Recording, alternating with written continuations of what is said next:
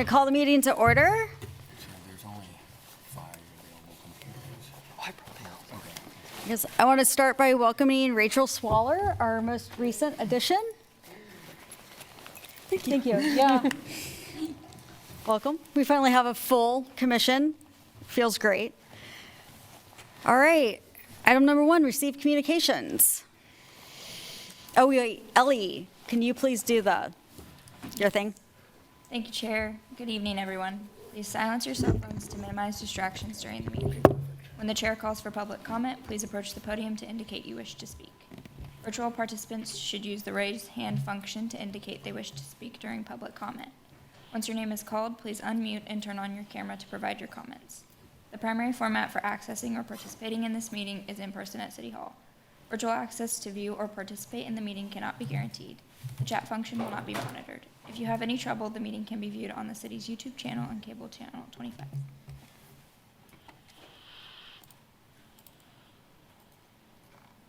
Okay. Receive communications. Want to do a roll call? No, because there's nobody on Zoom. Okay. You do have one communication this evening from the State Historic Preservation Office.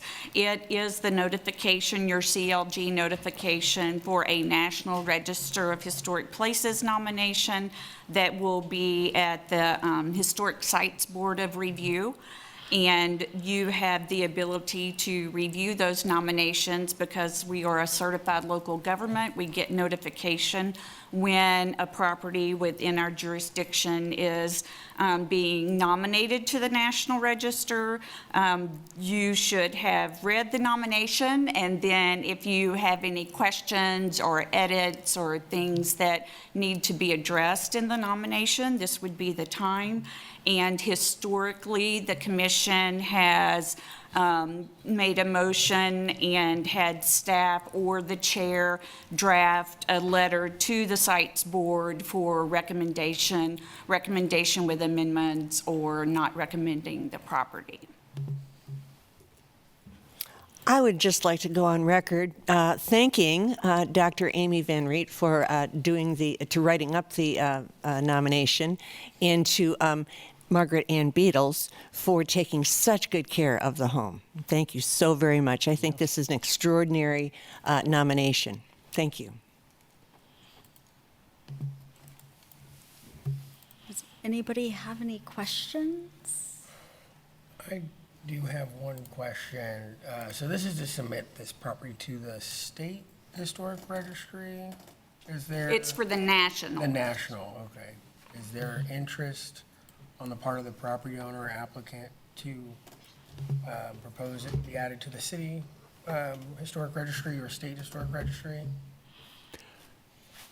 I think it's also part of the neighborhood nomination for the district, and in that one, the whole district will then be put on as, I think, city. Okay. I think that's how they're going to be working, but if Dan wants to put it on local, we can do that too. I really haven't even thought much about it. We can meet and talk about it. That's fine. Yeah. So one clarification, when it goes to the state, the Historic Sites Review Board, their review and approval puts it on the state register. And then they forward it on to the National Park Service to go onto the National Register. I see, okay. Just like we recommend it to them, they're going to recommend it to the national. Right, but our recommendation doesn't place it on the local, No, it does not. unlike the state, which, The SHPO recommendation, should they approve it? Yes. will place it on the state registry? correct, And then move it on? right. Okay, that's Right, good to know. yep. Well, I highly encourage you to also consider individually listing on the local register, even if it's going to be a contributing structure within the district. I think adding to our local register would be fantastic because this is such a great contribution to our local supply of houses. Thank you. It's a privilege to be there. All right, if there are no questions or clarifications or any other discussion, is there a motion for recommendation?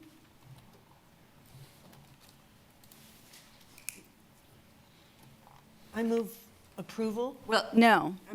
no, I'm sorry, excuse me, Chair. It would be a motion draft. to ask staff to draft a letter Yeah. of support. Okay. I move that staff draft a letter of support in favor of a Kansas and eventually a national nomination for Register of Historic Places of the Bales residents. I'll second that. Okay. All those in favor say aye. Aye. All those oppose? That's 1, 2, 3, 4, 5, 6, 7 to 0.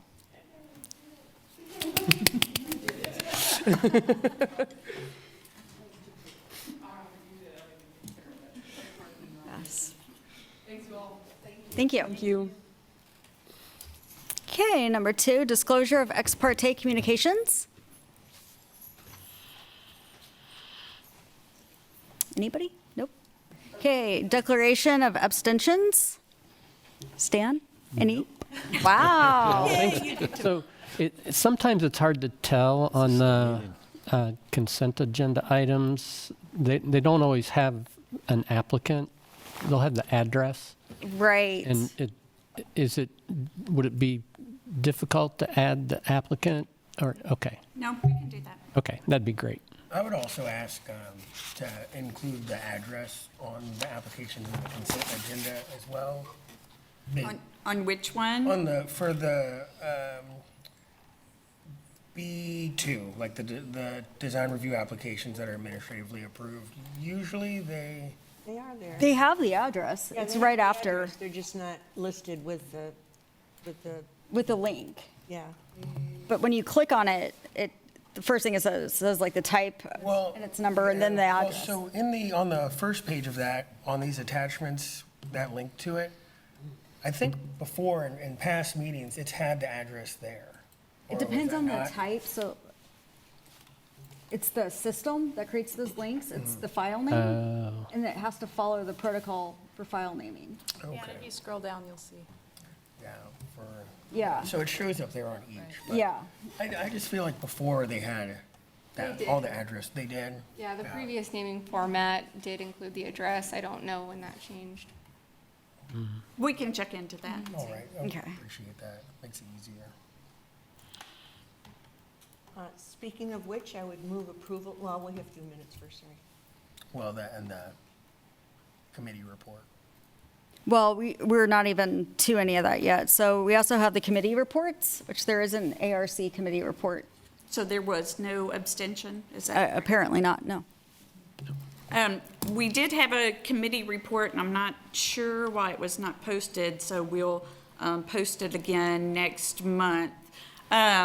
It was for the Architectural Review Committee, met to look at the Masonic Temple. That was at your meeting last month. We had a great meeting, lots of design options. We talked about reducing the impact of the additions on the roof. We talked about the applicant is going to remove one of those of their own accord. The outdoor deck area will be moved to the south side instead of the north side.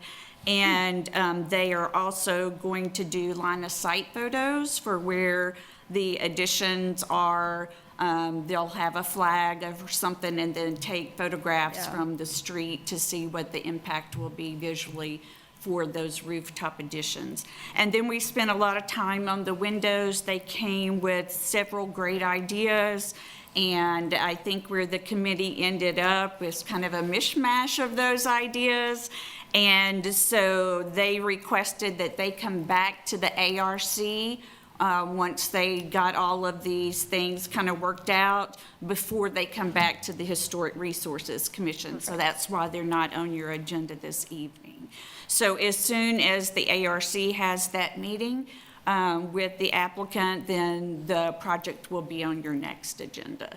So hopefully that will be in June, but if not, then we'll just keep you posted. And I'm not sure why that committee report did not get added to the packet, but we will get it added online if you're interested in that, and make sure it's available to the public. Okay.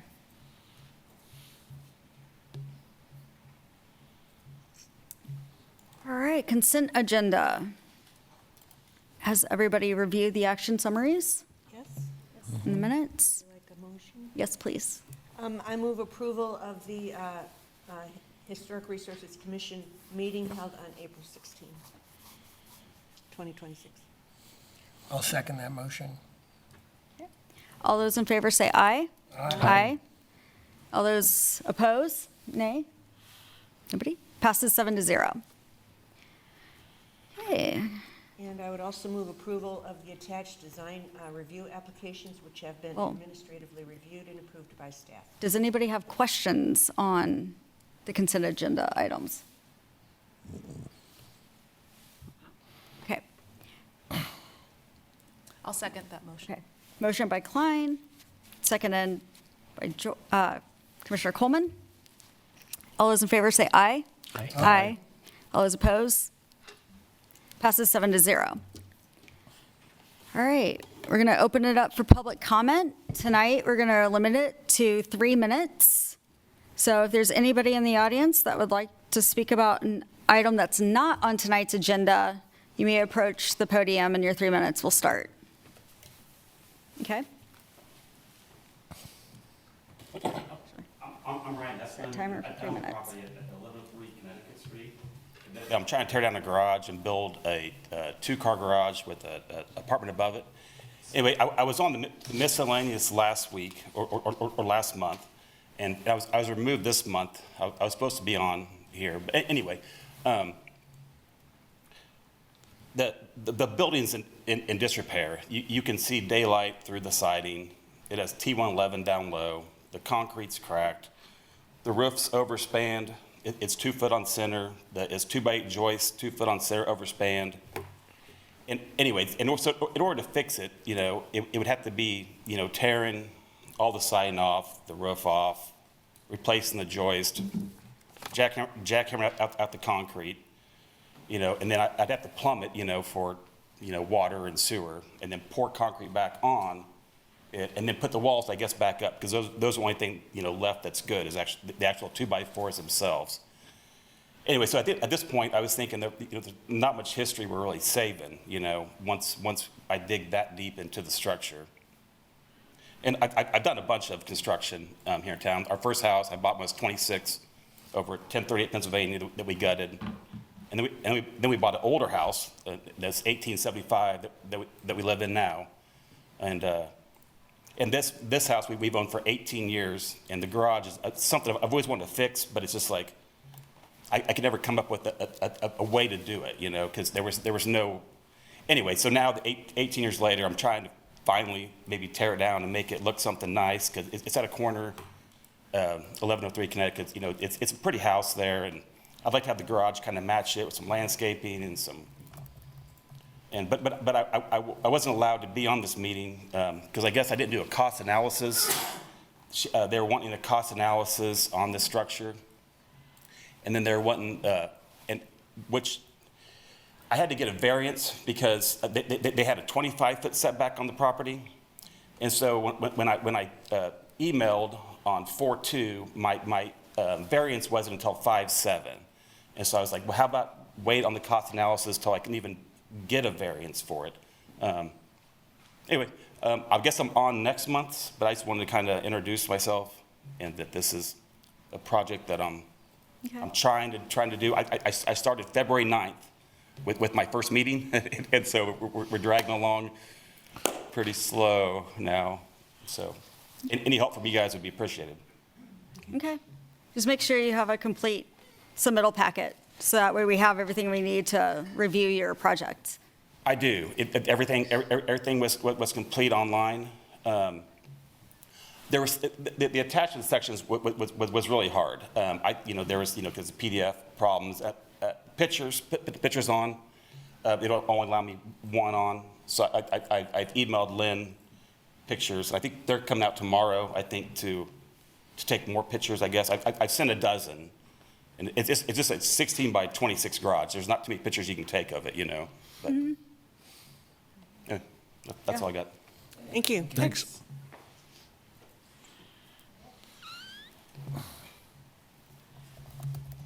Hi, good evening. Same. For 3 minutes.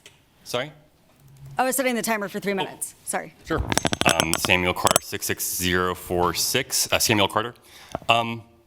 So I meant to submit comments to you, but I just didn't realize that the deadline was 10 a.m., not 12 p.m. So, but staff was really good, communicated with me about that, and also the comments were on the Penn 8th and Penn Design Guidelines.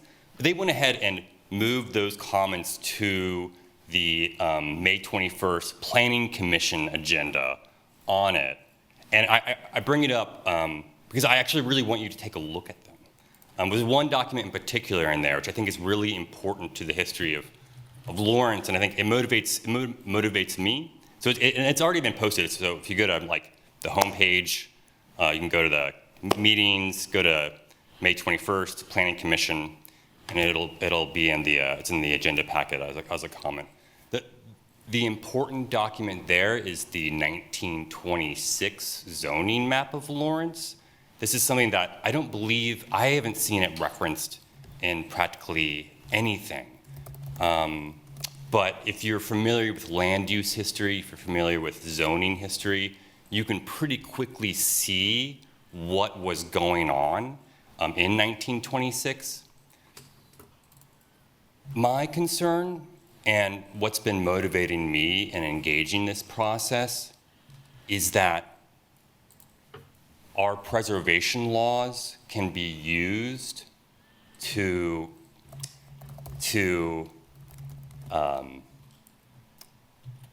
basically reenact the zoning as it was originally put forward in 1926.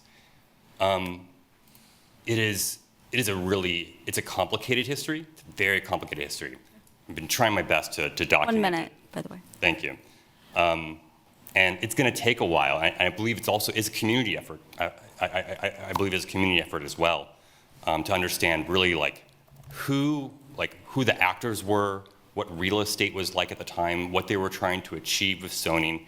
But also, I guess I also ask that we think critically about what we're doing kind of politically and legally when we fix those forms of building via our preservation laws. So that's kind of my concern, but it's going to be a journey. It's going to take a while, I think, for one way or another for us to kind of get where we're going.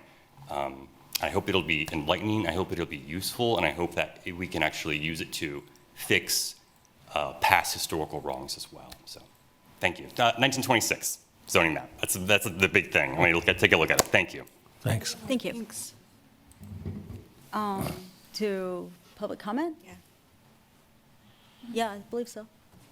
I didn't catch your name, and my main question is, are you a resident of the neighborhood? I'm a resident of a neighborhood. I'm at 66046 is my zip code. My name is Samuel Carter. Samuel. Yeah, thank you.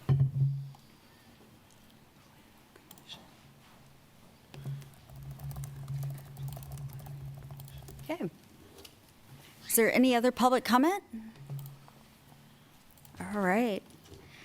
Public hearing items number 1, HRC 260043.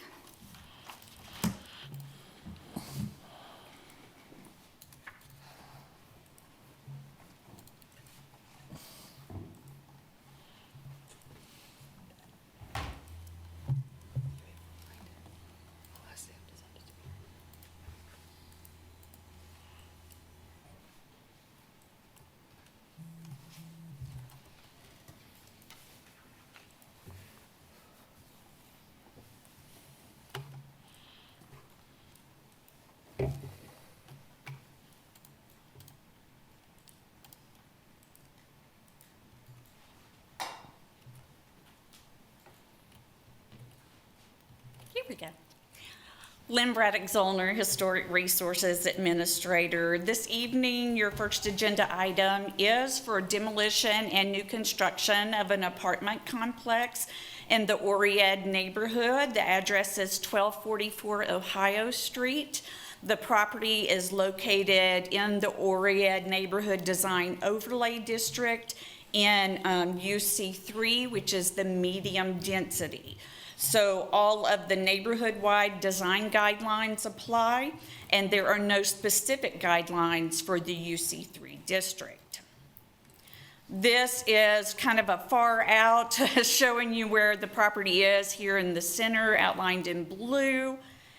And then if you zoom in just a little bit, you can see we're here at the corner of 13th and Ohio. And if you'll notice that we have really large right-of-ways here, and we'll talk about that in a minute, why that's important.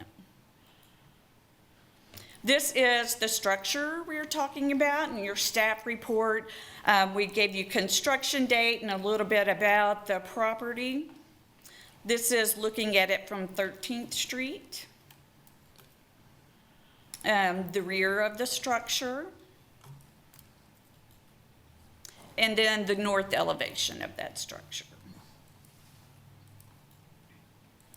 As you noted in the staff evaluation of the proposed project, because the structure's age and it is not contributing to the overall overlay district, it is one of the structures that staff could approve demolition for administratively. It would not have to come to the Historic Resources Commission.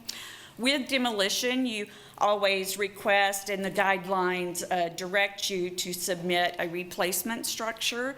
The replacement structure for the proposed demolition did not meet all of the guidelines, and so staff is bringing you the demolition with the new construction plans for your review. But the demolition, and you'll notice in that section of the review in your staff report, is appropriate for this property and this location. So what you have on the screen now is the proposed site plan for the new structure, with this being Ohio Street on the left side of your screen, and the bottom of the screen would be 13th Street. You'll notice the parking is the rear along the alley. It is a large structure that takes up most of the lot. The setback was averaged to make it in line with most of the other structures on the street. And other things for the site that you might notice, as was discussed in your staff report, is the lack of the 15-foot required separation between the structure and the parking area. I put this in here so we can discuss a little bit later on. One of the guidelines talks about not consolidating properties for higher density development. And this case is a little unique, and I wanted to include the Sanborn map so that you could see these two properties, 206 and 209, 208, sorry, have historically been combined for a single dwelling that was on them. It was a two-story structure, and you'll see it here as early as 1918, which is the first time we have Sanborn maps for this area. And so these two lots were already being used as one development parcel. Then again, in 1927, you'll see there's still that two-story structure, and the two lots are still being used as one piece of property. And then again, with the updates in 1949, you'll see that as well.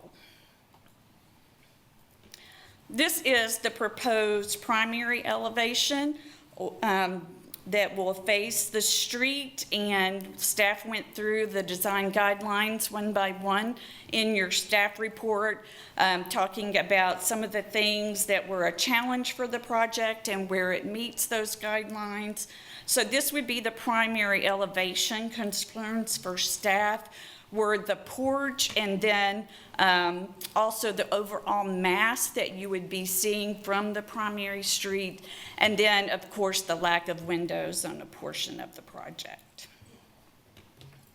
This is 13th Street.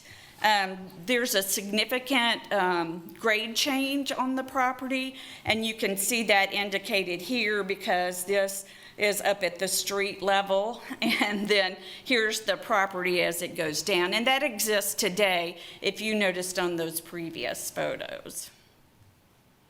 And then this is the east elevation.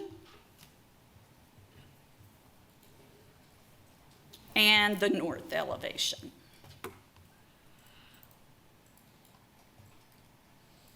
Some discussion topics in the staff report and that the Historic Resources Commission should address are the lot consolidation. There was discussion in the staff report about that I just alluded to.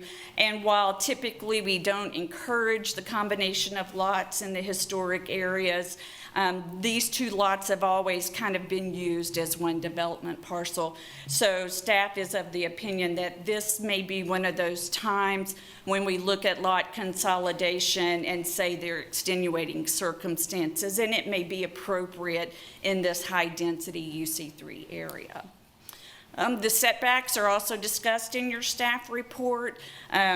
While the primary facade from the street property line to the front of the building setback in the Oread district is 20 to 30 feet. When you look at this street, the applicant did do the average setback for the properties on this block face. And so to be set back all the way to 20 feet may make the structure look more out of character than what the applicant is proposing. And that's something for you to look at as well. The open space here is referencing that lack of that 15-foot rear yard between the structure and the parking area. There's discussion in the staff report about the massing and form for the proposed structure. If you'll notice, there's just a little bit of the front facade that's broken up. In the design guidelines, it talks about reducing the feel of the mass by changing the plane of the primary facade, and so that may be something that could help adjust the mass of this when viewed from the street. Porches in the Oread overlay should really cover at least 2/3 of the front of the structure to be more in character with the existing historic structures in the area. And this porch does not meet that design guideline, so that would be an additional thing that you would want to discuss. The final thing for staff wanting That's what you had out. information and input on would be the windows. The windows are proportionately, in staff's opinion, appropriate in that they are taller than they are wide, which is what we like to see. The concern here, I believe, is that they are proposing vinyl windows. In the design guidelines, it lists windows that are appropriate, and vinyl is not a material that is appropriate for the area. In the past, the Historic Resources Commission has looked at other composition windows, with Fibrex being one of those, as an alternative to vinyl. I think this is a great project. I think the proposed structure is going to fit much better with the neighborhood than the existing structure that's kind of closed off from the neighborhood. But staff is recommending that you refer this to the Architectural Review Committee to look at possible design options that may assist the project meeting more of the overall intent in addressing some of those challenges that we just spoke of. And I'd be happy to stand for any questions you may have. I have a question. Which is the front yard? The front yard would be facing Ohio Street. And which side has historically been the front yard? When Ohio Street. When the original When the house structure, was or the there. one that was in 1919 was there, it faced? It faced Ohio Street. Okay, but this current one faces? Well, I'm not sure how to answer that question. It doesn't really have a front. It really doesn't present a front facade very well. I'll pull it back up. So It's the porch. So that's the rear, which kind of mimics the front, and so this may be considered the primary elevation, but then this is the side, but there's no like true entrance. So other than what you see here. Yes, okay. So I'm not sure that this particular structure has a identified primary entrance. Thank you.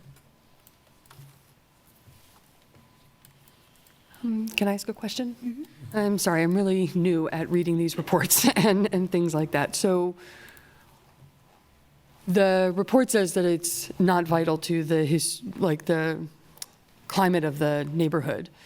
But in order to have a better understanding of what is there, I guess one question that I have is the apartment building that currently sits there, it has 8 units, is that correct?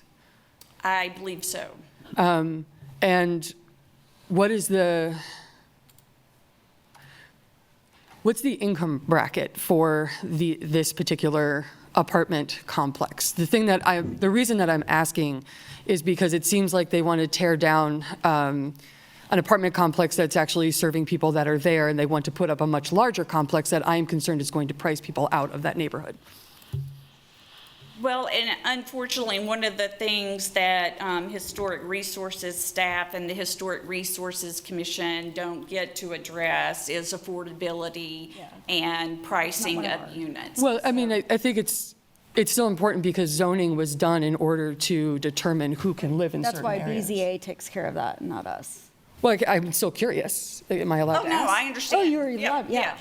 So issues of density and increase in density are usually based on the zoning, which would be something that the Planning Commission and the City Commission do, and not the overlay district with the design guidelines. So as Historic Resources staff, we can only address form, size, scale, massing, materials, setbacks, those type of issues, not necessarily the density, which would be the number of units or what the cost per month per unit would be. So density involves not only the number of units or the number of people in a place, but also the cost of the place? Well, density technically doesn't include the cost of the place. Okay, I but didn't think so. The cost of the place is typically aligned with where the location is and what those units can rent for. Sure. Yeah, I don't have a problem with the density. I'm just curious about the cost. But I mean, the idea that setbacks and where things are and zoning and all these things that the Historic Resources Commission does, the idea that that's not related to density or price point for some of these places is not the case. Those things are intimately connected with each other. So it seems like an important thing to kind of understand what is the purpose of the new building that they say that they want to construct. Because it's going to change the tenor of the neighborhood, absolutely, and who lives there. And so all those things seem very definitely connected to me. Well, we can, meet and talk about that too. Unfortunately, the purview of the Historic Resources Commission doesn't allow us to look at income or rental price or property price for redevelopment. Yeah, it takes some time it takes practice. Try to separate that out. Well, I mean, you are correct. I think it does take practice. I am not practiced in doing that as a historian because those two things are not separate They are whatsoever. very intimate, I would right. rather not be practiced at doing that sort of thing. Yeah, it's tough. It's a tough pill to swallow. Yeah. So we will do what we can to help. I have a question for you, Lynn. In regards to the front yard setback, the Oread Design Guidelines say that structures shall be constructed no closer than 20 feet to the front property line. But as you noted, and I think the applicant noted, the average setback from the property line is much less than 20 feet. So I'm kind of curious, like, where this 20-foot demarcation comes from if so many other properties don't fit that front yard setback. Right, that 20 to 30 feet was the average for the overall overlay. And that is a number that the consultants came up with when they did the study for the entire overlay district. Primarily, a majority of those structures are in District 1.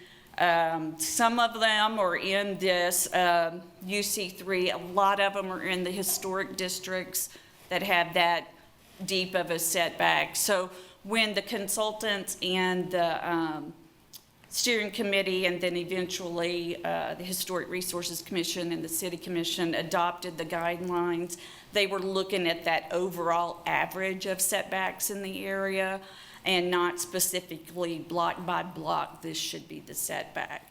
So that's why in the beginning of the design guidelines, and we talk about that sometimes in staff reports, it gives the Historic Resources Commission and the City Commission the ability to look at the overall context and situation of the project that's being proposed, and the project does not have to meet every single guideline. Right. Just as a follow-up, I don't know if you know this, just kind of off the top of your head, but in other proposals that have come through HRC and the Oread neighborhood, like design overlay, has this been something that tends to always be an issue where it's kind of, it doesn't meet that criteria, but the project nonetheless moves forward? I wouldn't say it happens all the time. It has happened. We just had one, if you recall, the one we did at 901 Missouri. We talked about setbacks a little bit because the block face average was different. So I would have to do some digging on the percentages, but Wasn't the one, majority of the time it's within those setback ranges. wasn't the one on Tennessee just recently also? I mean, I remember just in the last few months that we've included a statement or an approval that says we acknowledge that the setback is less than what was Ideal. required. Yep. Okay. Yeah. You always want it to at least meet the intent. So, I have one other question. I'm confused by the double lot being a single lot, being two lots, but only showing lines for one lot.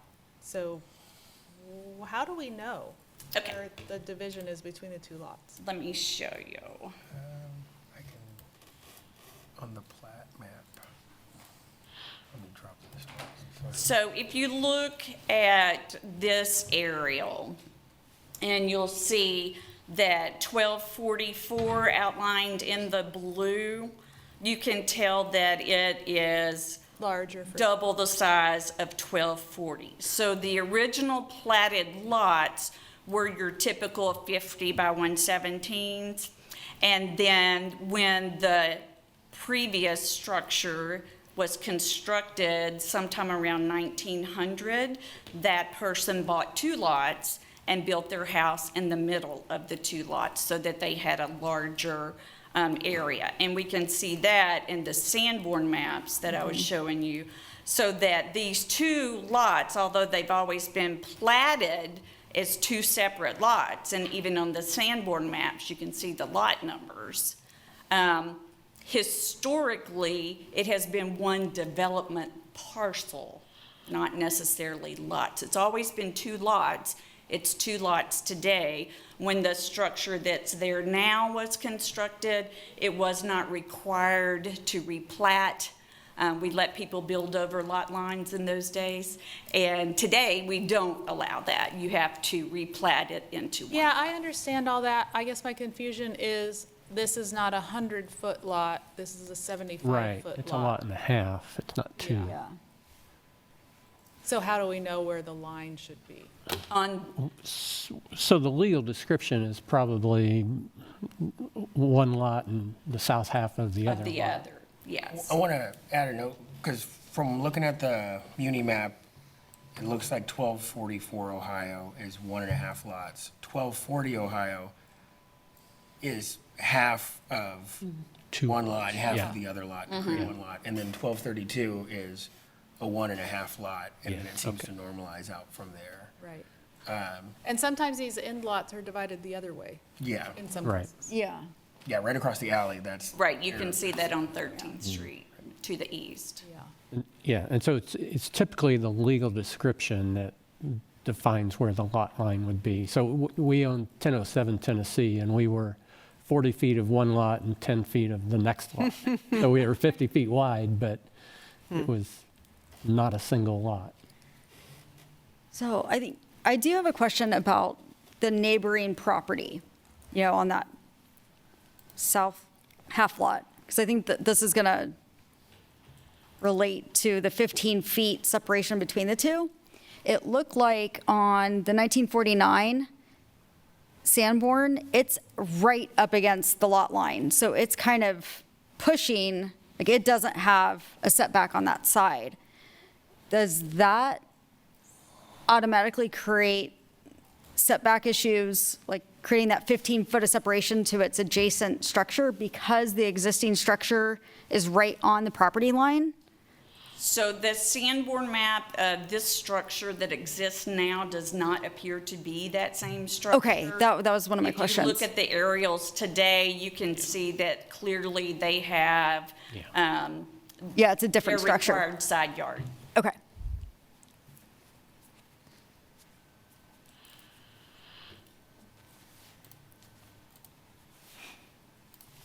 there any other questions for staff? No.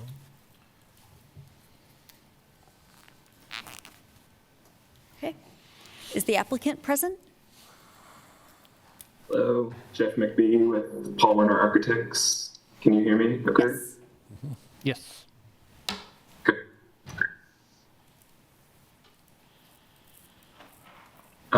We agree with everything in the report. Thank you, Lynn, for the great report. And we're happy to work with the ARC to make the design fit more of the guidelines. Happy to answer any questions.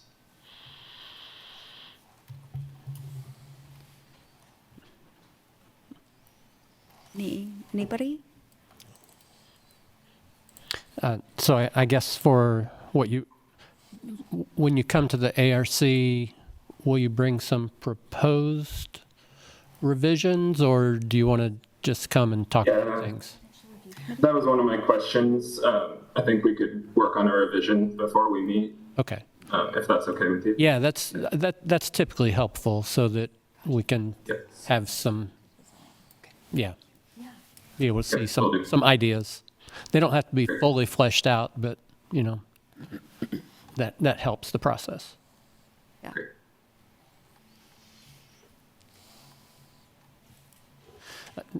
I guess the other thing that could be helpful for them is if we as a commission, if any of us have thoughts about particular issues from a design standpoint, that might be helpful to them. Yeah. So I will start with that list. I think the biggest of my concerns is setback and open space. I think it needs to be more relatable to the rest of the block.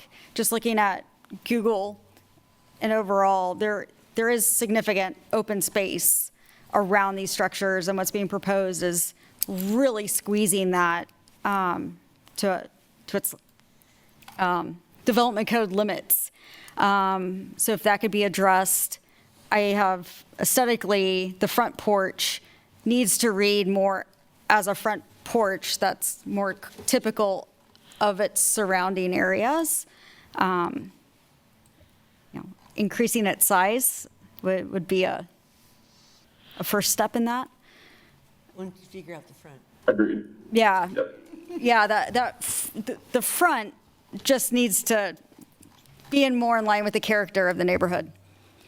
Yeah. I think the vinyl windows Agreed. is an easy conversation with with your client.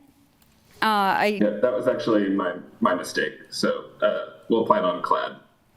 So I'm sorry about that. But, Okay. yeah. So is this alley a one-way alley? Some of them are. I am not sure. Okay. I guess the distance between the parking and the building,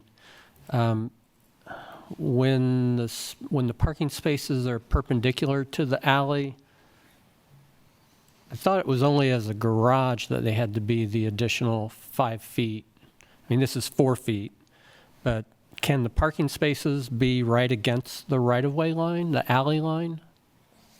The property line, Correct. yes. So they don't have to be 4 feet off of the alley line? Okay, so they could potentially pick up 4 feet between the building and the parking by just moving them to the property line? Correct, as long Okay. as they keep the 18-foot length for the stall. Okay. Oh, I see. So, yeah, okay, so the parking, so they're only going to gain 2 feet because, well, 2.5 feet. As they're showing the parking spaces as 16.5 plus 2 feet of overhang, and that's not allowed.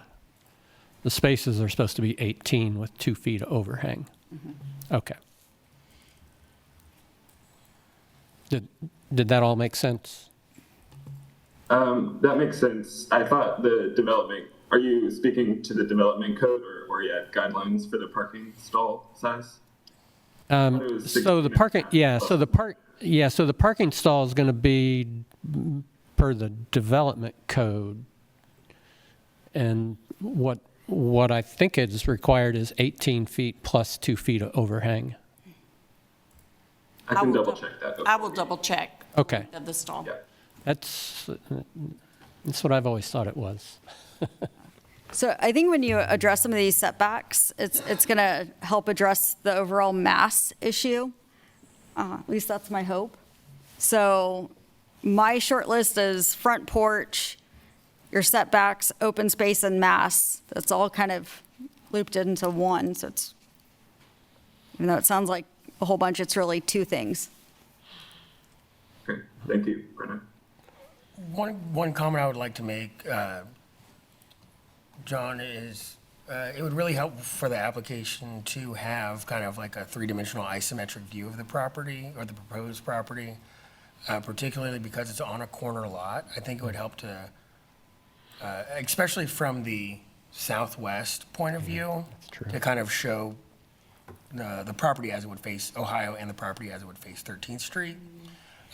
One very far-fetched suggestion that might make things either easier or much more complicated is to think about making the primary facade on 13th Street if that's possible. Because the current property doesn't really have a facade, but like in practice, you kind of look at it from 13th Street. And I don't know, if that was the front and that had the front entrance, all the windows are already there. So it wouldn't, the way that it is proposed right now, I guess from the point of view from Ohio, is that the primary facade is there, but it's kind of shifted to the left and you're looking at the side of the south-facing portion of the building, which I think is what creates the issues on the front facade and the windowing. And maybe if the front facade was moved to the south, that would solve that, but that also sounds like I think a it whole may- lot of extra work. So, And yeah. it might make other issues Arise. arise. Yeah. We have seen a lot of projects recently where a porch is wrapping around from the front to a Yeah. side. And it's not an uncommon pattern to see a house on the corner that has A wrap. porch that wraps on 2 sides. And Yep. I mean, I think that could have a good effect on what you see from the corner. Yeah. Because it is a corner lot, you are looking at almost 2 primary elevations, but you have to have a clear entry. So just kind of think about that. I'm sure ARC will. So again, the idea is to have 1 entry instead of 8 entries into each individual apartment. Is that the design, Jeff? Yes, Okay. that is correct. Just to clarify, thank you. Is this a duplex? Is that right? It has 6 units. 6 units, okay. Yep. Okay, so you're going to come into, is it 2 units per level? Correct, yeah, so we have a back entrance to 5 of the units, and then we put a front porch on 1 of the units, just to okay. have a front porch. Okay. So the basement egress windows are what influenced the small porch because we were trying not to cover them up. Gotcha. We'll play with some Okay. different layouts. Yeah. Gotcha. Okay. Yeah, I just think overall use of this, like everybody really enjoys their front porches and their front yards. It would be nice to provide that for this unit, Yeah. especially being agreed. on a corner. Yeah. Everybody will have a patio, but I agree. I like porches too. So yeah, we'll look. So in the design guidelines, when there are multiple units, does it talk about having only one or two entrances? And is that preferred? And the design guidelines, if it's a 2-unit dwelling, you want it to have one entrance that looks like the primary, even if you have 2. When it's an apartment complex, which is basically what this is, if you look in the high-density section of the guidelines, which you don't have to follow because this is not high-density, but it gives you architectural designs where there are some opportunities to have multiple doors and porches and things of that nature. So there's some examples in the guidelines of how you can achieve that. So it does not have to be like one primary entrance for the whole development. So I would be interested in talking about that because the property on Massachusetts that's right across from Dillon's, the new apartment building there. It has parking behind the building, and then it has little balconies or decks that come out the front that face towards the sidewalk. And in terms of fitting into the neighborhood, that's not a very good connection. It's not a very welcoming connection. It's creating the main entrances away from the public side of the building. And I think that project would have been better with individual entrances at the main levels coming from the sidewalk on Massachusetts Street. And in looking at this project, I'm almost of the opinion that it would be better to have,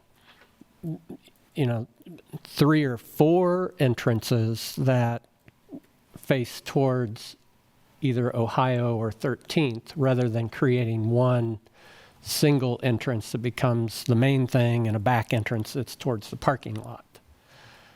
In terms of fitting in with the neighborhood, that might compensate for the scale of the building. As at 6 units, I don't know that it's going to reduce in size enough to be able to break it up in a way that's going to feel right for the neighborhood. But if it was being broken up with actual entrances and porches that were spread around the perimeter, it might help with the connection to the rest of the neighborhood. And I think there's an example of that in the guidelines, and I actually just took Amtrak to Ann Arbor, Michigan, and one of our little stops, I was at the window taking photographs because there was this great redevelopment that's very similar to what you're talking about. So I will send that to the architect, and we can talk about that. If everybody's kind of interested in maybe pursuing that as an idea, we can certainly talk about that at ARC. Okay, that sounds good, because I mean it is difficult to take 6 units, put them in a building, put them in a neighborhood, and make it feel like the building fits with the 1 or 2 unit houses or buildings that are there. Right. So and it's not, like I say, it's not just the mass of it, it's the physical connection of it to the sidewalks. So that's my opinion.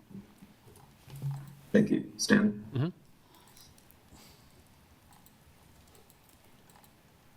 All right. So is there anything else we want the ARC to focus on with this? Well, I think we should get public comment. Yeah, I would say the proportion of the windows in the grouping also, and I think that's going to come along when you look at those setbacks and look at if exterior entries are viable for the units. Yeah, I agree. Good. Great. Thank you. Thanks. All right, is there public comment on this? Good evening, Commissioners. My name is Patrick Watkins. I'm here for the next item, but I happen to represent the owner of this parcel. And Jeff has managed the application process, but I do want to respond to a question. I know that your purview and the criteria under which you guys need to make your decisions is set by the code, but there are competing interests, and I think it's relevant to know the context under which some of these things develop. This property has been rehabbed over the last few years. It turned over like 2 years ago. And every unit, I think except for one, I oversee the management company that looks after this property too. So I'm kind of intimately involved in some of the finer details of its current status.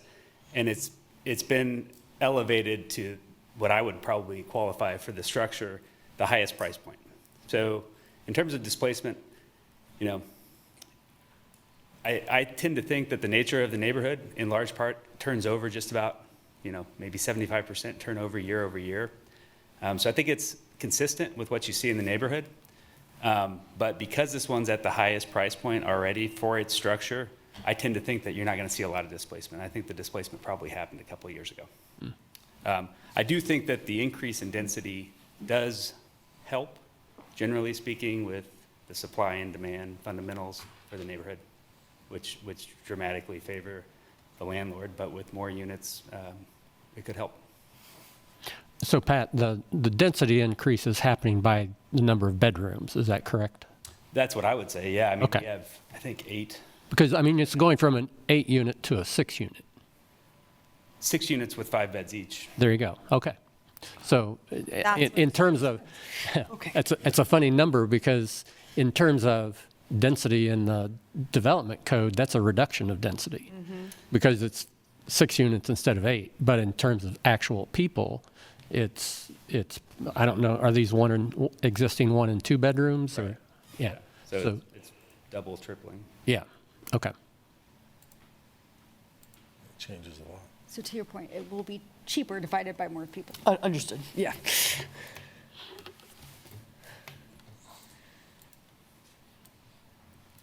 All right, is there any other public comment?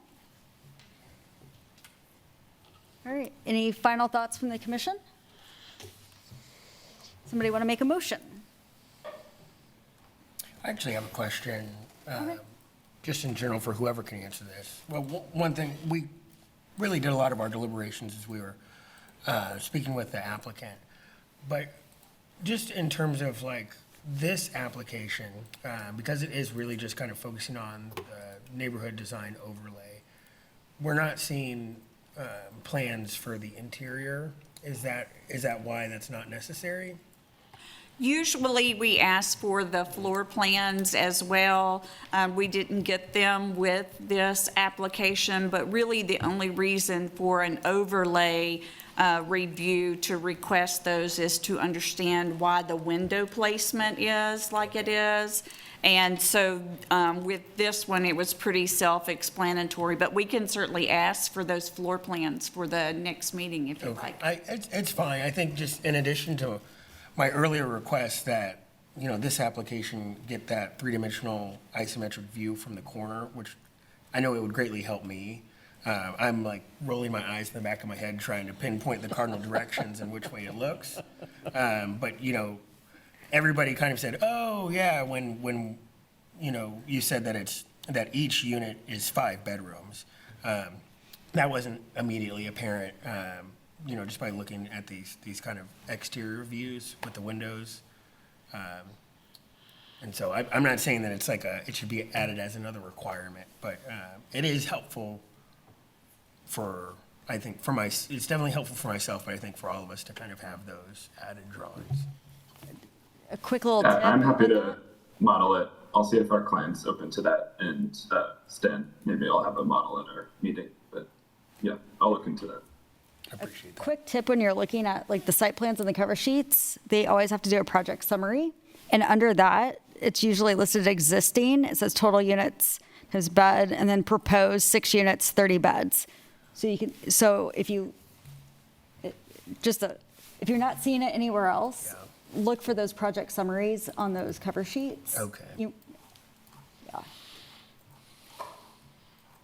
It's not as great as visuals, but it at least gives you a hint. All right, is there a motion?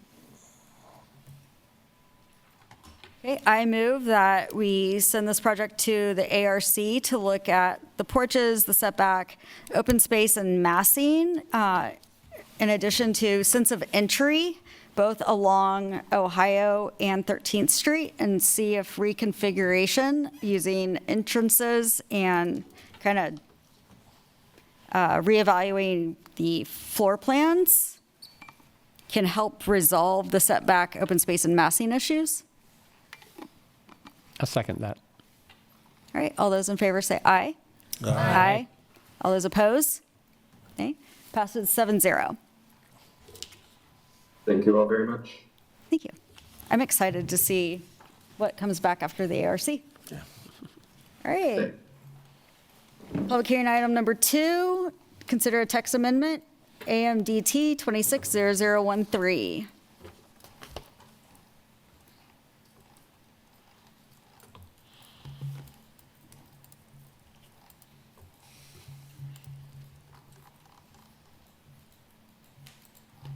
I know y'all wanted to look at these again, so I'm just reviewing. Okay. So the 8th and Penn area in East Lawrence has an overlay called the 8th and Penn Neighborhood Redevelopment Zone, and it has associated design guidelines for the area. Within the area, there is a National Register Historic District that is included as a separate zone. There are redevelopment zones in the entire overlay, and we'll take a look at those. I think it's important before we jump into the text amendment, and there's some background in your staff report. I hope that was helpful. When this overlay came to fruition, it was for a very specific project, and that project did not move forward. But we didn't rescind the overlay or go through a rezoning to get rid of the overlay, because the principles that were established and the design guidelines were the work of the community and the neighborhood through many public meetings, design charrettes, all kinds of good, impactful public engagement. So overall, the overlay and the intent of the overlay is still viable. At the time, the development code did not allow for the type of development that the developer wanted to do. It's a very unique area. Once industry moved from downtown, it kind of shifted along the river over to this area. We have our oldest and probably most spectacular industrial building that is left as far as a warehouse building in this district. It's called the Polar Building. And so as the community looked forward to try to find a way for this important industrial district, this historic industrial district, to be maintained, but to allow greater density and different types of development to occur around the Polar Building to hopefully support the Polar Building. That's where the whole overlay and design guidelines came from. And so when we did those design charrettes and worked with the community in the East Lawrence neighborhood, the overall idea was that this industrial block and kind of a little bit surrounding, the great thing about it is that it's super unique in Lawrence. And so how do we recognize that uniqueness but allow it to redevelop? Because many of the lots were vacant, several of the properties were in disrepair. And so, you know, it was this overall idea, how do we revitalize this? And so that's where the redevelopment part came in the overlay zoning and the design guidelines.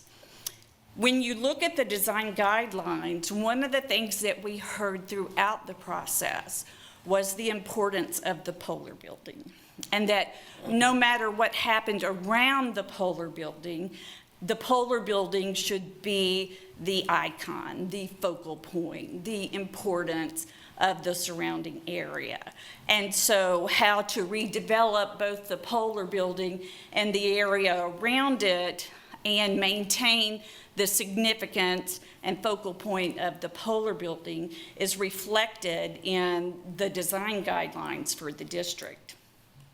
As I mentioned, the development code at the time did not allow the project proponent to have things like higher density or different height limitations, or parking was a really big, you know, back in the day we didn't have a lot of shared parking and nobody understood what it was. So the overlay included some items that are typically guided by the land development code, because the zoning code at the time did not have anything other than a plan development process. And with the plan development process, it didn't have the things that were needed for the rehabilitation of the historic buildings and the properties and characteristics of the historic buildings. So that's how we got to the overlay. So when that development did not occur, smaller developments started to happen in the area, and then a developer came along and figured out how to make the Polar building work as an affordable housing project. But to do that, we needed to increase the density limitation that was in the guidelines. So that started our first sets of amending the guidelines to allow greater density. And so we'll walk through this just a little bit. Since that time, we've had text amendments that you looked at for the corner of 8th in Pennsylvania with another affordable housing development on that southwest corner. And we looked at height and we looked at density for that project as well. The outcome of that was very specific language in the guidelines that talked about a project and having to have that affordable housing component in it that met certain guidelines to be able to get a height increase and density increase. Now the developer is, and we have been working with this developer for about 4 years now on how we can make a project fit in this vacant lot that can accommodate affordable housing, be compatible with the district, and meet the regulations for the overlay and the zoning code. So the request that the applicant has submitted is to adjust the building height to increase the height allowed for a building in Zone 1, and also to increase the density that is allowed in Zone 1 specific to this project. You have seen this project. Well, some of you have if you're on the commission. It has been to the Historic Resources Commission once. It is currently in ARC's hand. That design work stopped to allow the text amendment to catch up because the final design doesn't need to be determined until there is some finality with what the height limitation is. So the proposed project before you for this text amendment is to increase the building height from 3 stories and 40 feet to 4 stories and 52 feet. It is also to allow from the 32 units per acre that are described in the design guidelines to 84 units per acre. The proposed 4 stories, 52 feet, and 84 units per acre would allow the current proposal from the current developer to develop the property that is at the corner of 9th and Delaware Street. And this is currently the design for that project that is in the ARC. So that gives you kind of an idea of the project that we've been working with. In your staff report, staff did some analysis to try to determine If the height limitation in the guidelines is too restrictive, is it perfect? Did we get it right the first time? Should there be some exceptions? What are the parameters and how should we look at this? And one of the things that staff did was we looked at height and use, and should the two really be tied together? And because the design guidelines are typically for architectural items like windows and height and scale and those types of things, and not use, staff looked at the entire overlay and said, okay, where are there potential development sites, and what should height look like anywhere in the entire overlay?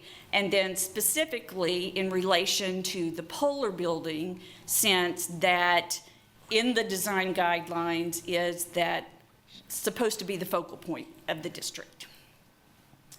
At the top of the screen, this is in your staff report as well, is the proposed development on the left in a streetscape that shows the Polar building all the way on the right and the difference in the height.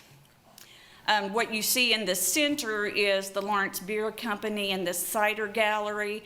They're not in line on this street, they're actually on Pennsylvania Street, but it gives you an idea of a street view what the height differentiation is. The Lawrence Beer Company actually used to be 2 stories, and a story was added to become 3 stories, still below what the height limitations were in the design guidelines, but there again, just to be aware that that 2-story building grew to 3 stories. On the bottom of the screen is an east to west site selection that the Historic Resources Commission reviewed when we were looking at the proposed project at 8th and Pennsylvania Street.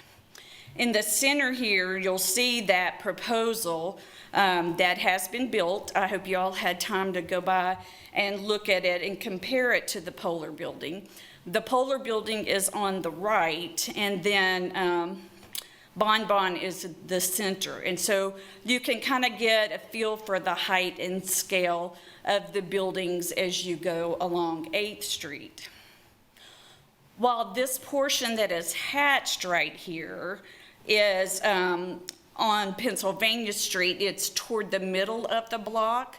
So the actual height of the building is this lighter line that's up here.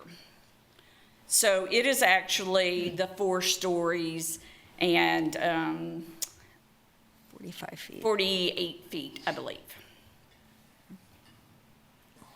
So during the evaluation process, as I mentioned, staff took a look at the entire overlay, which is shown here in light blue.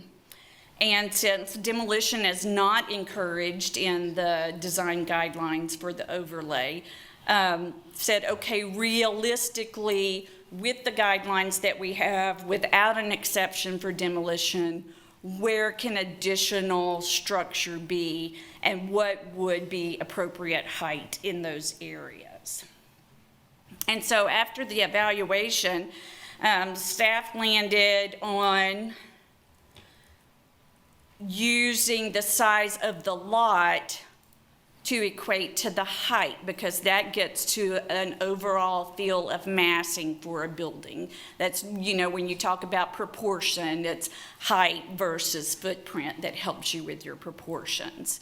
So using that previous slide, staff is proposing that if the lot is large enough, you could increase your height from what is now restricted in the guidelines to be taller based on the size of your lot. And the numbers that we used after going through that evaluation were the numbers that seemed to be appropriate for that development that's at 8th and Pennsylvania Street. It's constructed. You can go and look at it. You can tell, yes, it is a massive development in the overlay, but yes, the Polar building is still the focal point of the overlay. Would those height restrictions be appropriate to be removed for the entire overlay was something that we looked at. And staff did not feel like on the smaller lots that it would be appropriate to increase the height. As you can see here, if that parking lot in front of Bon Bon were to redevelop, the 5-story building would not be appropriate there, or a height that's higher than the required height limitation in the current design guidelines. And so staff landed on taking out the language that exists in the design guidelines that equates your height limitation to your use. Right now, there's an exception for use, and that is what the applicant proposed, is to have the ability to go higher if you're doing affordable housing that meets the city's requirements to be called affordable housing. As I mentioned earlier, we don't usually talk about use at the Historic Resources Commission, and to have height tied to a use did not seem appropriate because it should be more about compatibility with the construction type and style, not what the use is.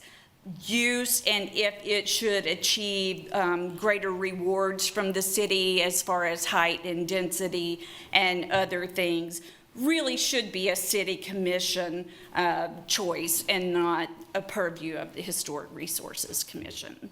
So taking the height out of the building heights, taking the use out of the building height section and replacing it with an allowance that if you have a larger lot, the 21,780 square feet, and you're at least 220 feet from the existing main structure of the Polar building, that you can increase your height.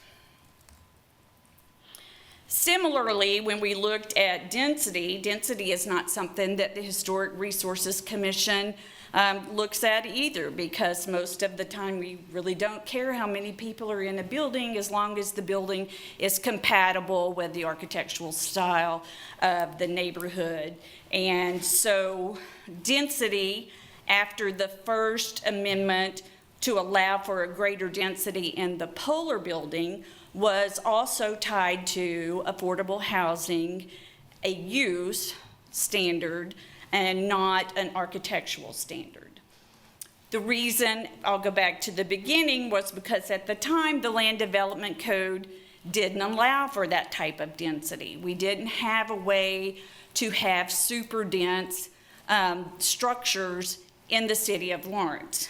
The development code has a new development code has been adopted, and as a city we recognize that increased density is a good thing and we want to support that. And so now in the land development code for all of our districts, we have increased the amount of density that you can have on a lot, and specifically in certain areas you can have there is actually an R5 zoning district now that has uncapped density. And you saw that with the proposed development for the place at KU. So when staff looked at the underlying zoning for all of the properties in the entire overlay, and then looked at the current land development code, all of the uses and in that entire area, if you use their base zoning district, would be allowed to have the density they have today.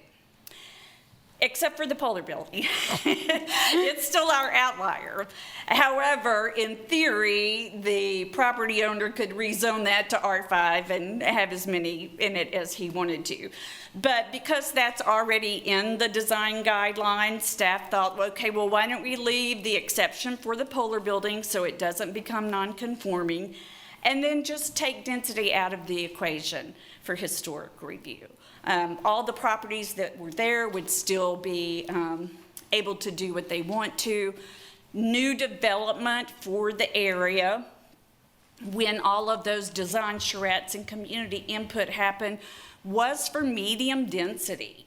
And so it would be higher than what you have adjacent to the area, further to the east, and then you have more commercial and industrial.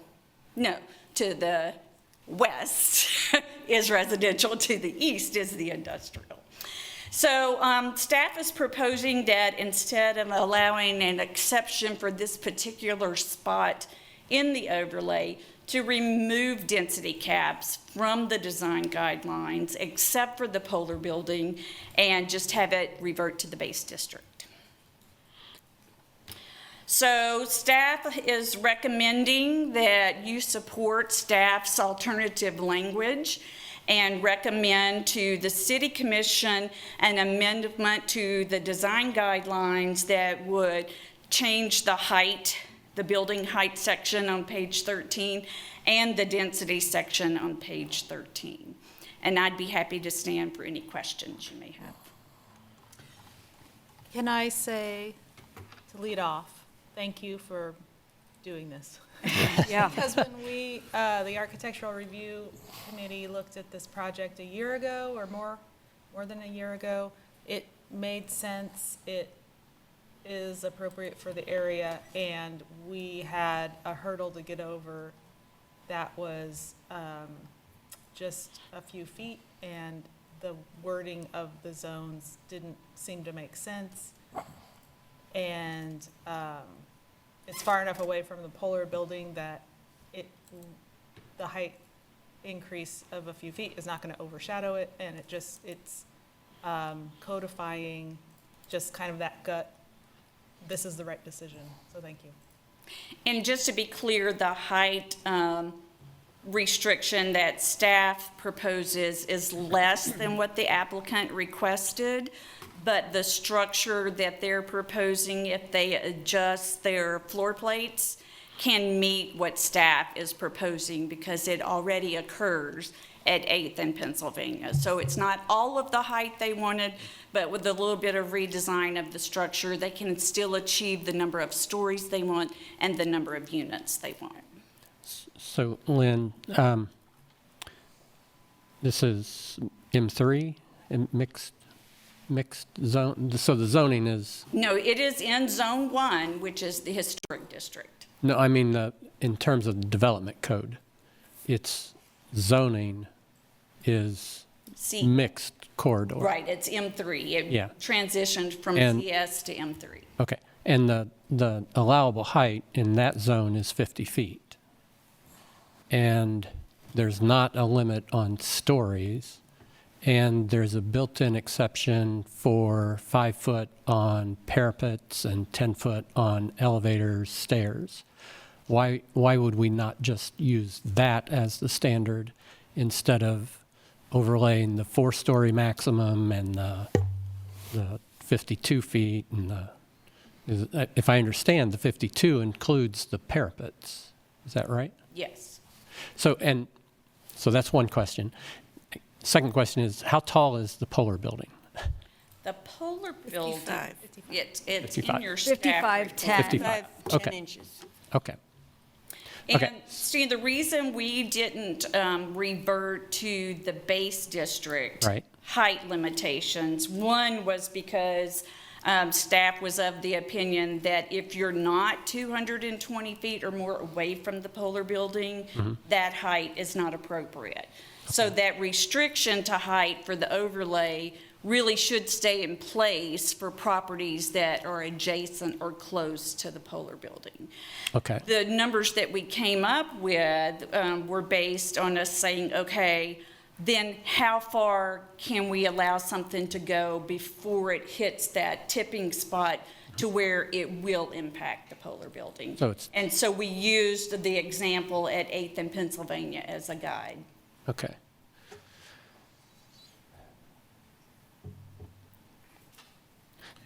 So, I mean, the thing I'm having a problem with is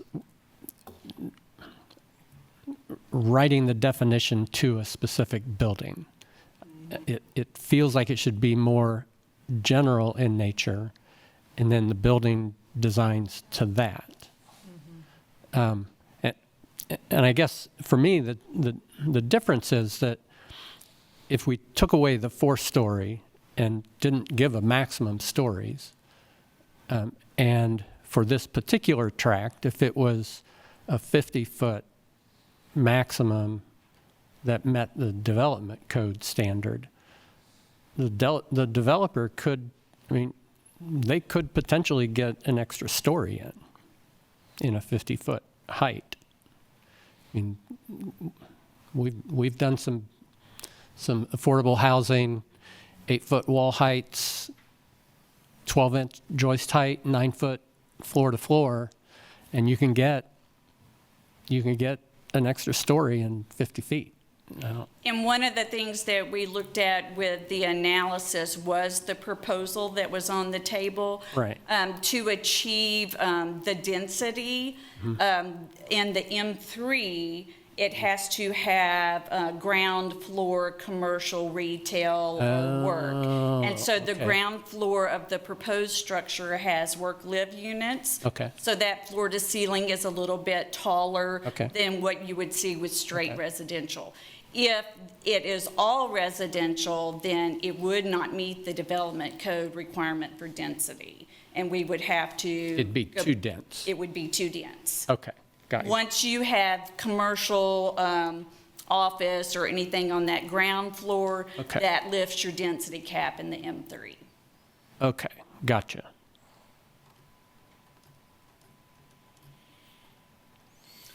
So then the height limit, if you're a certain number of feet away, 200 or 220 feet away is what? 48 feet. And what was that 48 feet based on? Just because it's lower than the Polar building, or? It was based on, and so if, so the height would stay at the 3 stories or 40 feet, but if you have that larger lot size, you could go to 4 stories and 48 feet. And that still leaves the Polar building at 55 feet 10 inches. So if you go back and look at that line of sight drawing, you can see how that kind of height of what the applicant is proposing visually, if you didn't have this line here, it would be very difficult to tell how close those It'd be two structures impossible, are. yeah. Whereas if you're looking at this structure and the 4-story height is right here, you don't really need the line to go across to say, yeah, the Polar building clearly is taller than this building. And so that's, we played with different modules and different models to try to come up with where is that sweet spot. So, okay, so the 48 feet is a sweet spot number. Yes. And would allow for the current proposal to move forward if they adjust their floor to ceiling. Because in other design overlay districts, we have language that is no taller than, or, I'm trying to think of a case where it's a number and not a relative statement to the other character defining properties. Well, and what we have discovered with the downtown district, by not having some type of definitive feet, if you recall past projects that we've had, that has been a huge challenge for developers and the Historic Resources Commission and the City Commission to help determine height. I understand, yeah. And that's why we gave a specific number. So of the lots that you identified within the district, how many of them meet the half-acre as they currently are platted? So if you'll look at the, on the map, this Yeah. one that is just to the west of the So directly, Quonset hut building. directly across from the Polar. Well, it's directly, this is the new development. at Oh, that's 8th the- and okay. Penn. So it would Never still mind. be 220 feet or more from the Okay. pillar. So this property would be able to use that maximum.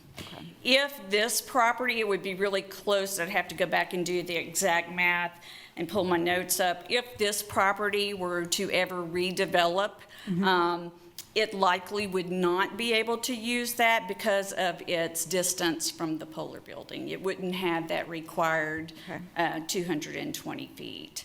Same with this parcel here, the lot size might be close, but the proximity to the Polar Building would not be met. This parcel here, while I don't ever foresee it being developed because the parking is really needed for the development to the north, it was a little bit smaller than the required square footage, but it would have the distance from the Polar Building. So in the staff report, where it's showing proposed text and existing text and amended wording, so blue for amended wording, red for proposed wording amendments, that's very confusing. I'm not exactly sure what is being proposed by, so are we seeing what staff is proposing, or are we seeing what the applicant is proposing in the text? Let me go pull up the page number because you have both in your staff report. Oh, okay. In the middle of the staff report, and I'll look for the page, is what the applicant is proposing. The black is the text see. that exists in the current design guidelines. Okay. Got I it. went ahead and made blue there. There we go. I think it's blue for amendments that we've already made, but they're still there. And then the applicant's request Okay. is in the blue. Okay. Red. I don't- found I'll it. have to go Yeah, I look. found it. It's It's so good. 97 of the PDF. Yes. And then toward the end of the staff report, you had staff's Yes, recommendation. that's the one I'm seeing that has the red text that's struck through.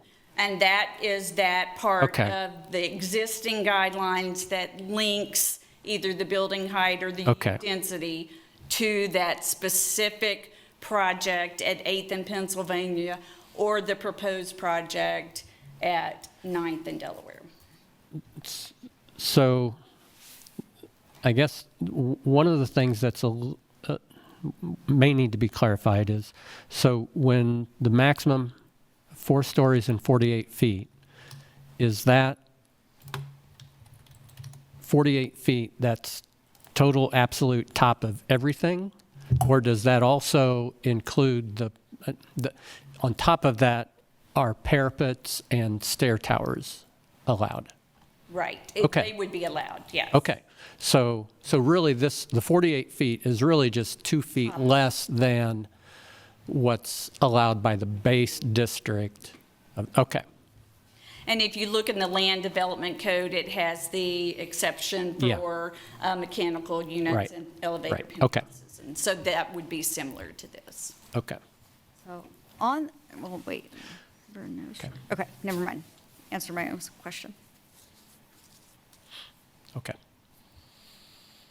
When we deliberate, is it an all or nothing thing where we accept all of the amended changes? Or are we able to, if we came to a desire to, accept some changes to the design guidelines and not others? Yes, the commission, these are staff's recommendations, but the commission can make their own recommendations to the city commission.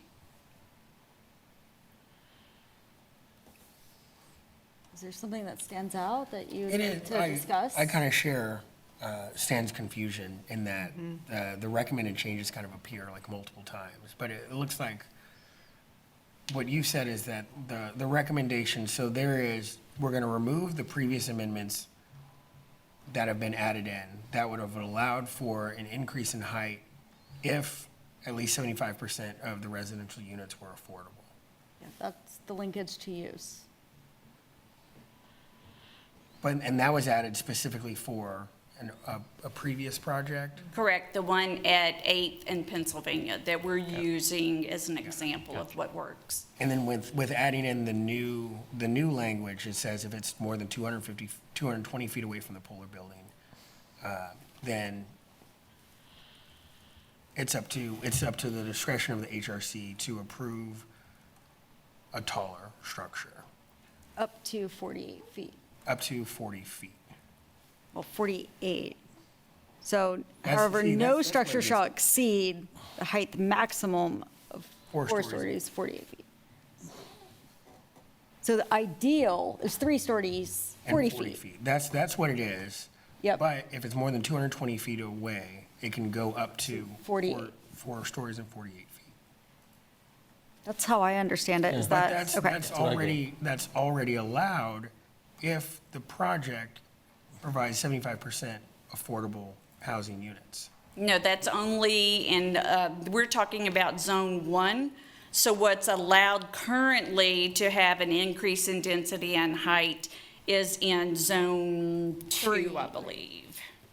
Oh, okay. So nothing in Zone 1 is covered by that 75% affordable housing. And the 9th and Delaware project that we discussed, I think, last March, that is, which zone is that in? Zone 1. That's in Zone 1. Which is the So that's national the district. proposed amendment from the applicant right now. So would an amendment to just remove the wording Zone 3 and then have that amendment that allows for taller buildings, given their affordable units, if we just remove the provision that it's strictly for Zone 3, then it would still allow for a building to be constructed that's up to 48 feet? Does that, I don't know if that makes sense. Instead of saying in Zone 1, it has to be this, in Zone 3, it has to be that, that's something that we could look at, yes. But I If you do- wanted to allow that height in all of Zone 1, or that density in all of Zone 1, which I'm not sure would Yeah. meet the intent of the guidelines, which, Right. Yeah, I Yeah, have because to then take a Yeah. look at the zones here. So Yeah. Zone 1 is specifically between 8th and 9th Street, between, Pennsylvania and Delaware, and that is a National Register of Historic Places district. and I think philosophically, removing the use is definitely going the right direction. We want to do applicant presentation Sure. and then get back to discussion? Yes, Yeah. let's do that. Good evening, Commissioners. Patrick Watkins again. I represent the developer here, Tony Kresnick. And I appreciate Lynn's work on this. I think she's come up with an acceptable solution and kind of an elegant one from our perspective. You don't often get the regulators eliminating words from the regulation. It's usually adding words, and that's what we've done in the past. So we find this to be acceptable. And actually, it's better than what we had proposed for Penn Street, because when I do the calculation on affordability, we're closer to 70% than 75% on this new project. But to provide you all with a little bit of context and just to build upon a little bit of what Lynn has mentioned, the context is important here. This project has already been to Affordable Housing Advisory Board and received a pretty significant award. It has been back and forth to the City Commission, and it's been the topic of some, elaborate discussion on how much support it needs. This entire district, frankly, I'd be remiss to not celebrate the planning efforts that have gone into it, which are extensive. I like to tell Tony that this may be some of the most heavily regulated properties in town. But it's also noteworthy to celebrate how it has been pieced back together, not only using the design guidelines, but the tools available to the developer, which are the historic tax credit, which is immensely powerful, and the low-income housing tax credit award. This area of East Lawrence happens to be the confluence of most of our urban affordable housing, or I shouldn't say most of it, it's a big chunk of it. Tony's been successful in getting Polar off the ground with affordable housing, LIHTC, 9Del, Penn Street Lofts, and this will be 9Del too. And these are all low-income housing tax credits awarded by the state. It's a massive amount of subsidy that comes to Lawrence to provide affordability. So it's been a topic of some broad discussion, but it's also a great thing. that we have these things developing in the way that they do. It is not in line with the original intention of these design guidelines, so we've had to kind of chip away at it and, you know, make adjustments where we need to. And that's what we're doing here again today. I also want to say that, you know, from an economic development perspective, the work that was done by the HRC to set up this district has expanded well beyond the district. Slimmers, Charlie's East Side now, Danielson has redone their building at 9th and New Hampshire. The Hill family has invested in their building. It is a celebration of the economic development impact of historic preservation work, which is a great thing as well.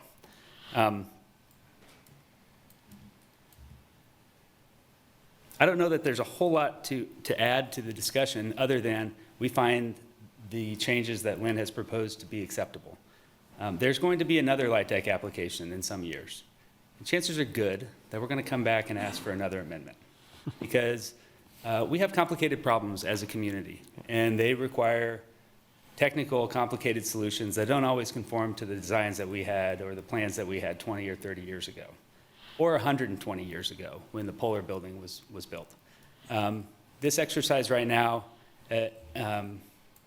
is tolerable because we believe that we've got a great project on our hands to add a 4-story building with a lot of affordability to that intersection at 9th and Delaware. And to Lynn's credit, the adjustments to the design guidelines make sense for us. They make sense from a height perspective and a density perspective. If we need to change them in the future for another project, we'll probably be back. That's just the nature of some of these technical, high-level, large developments that we're into in this area. Happy to answer any questions. Anybody?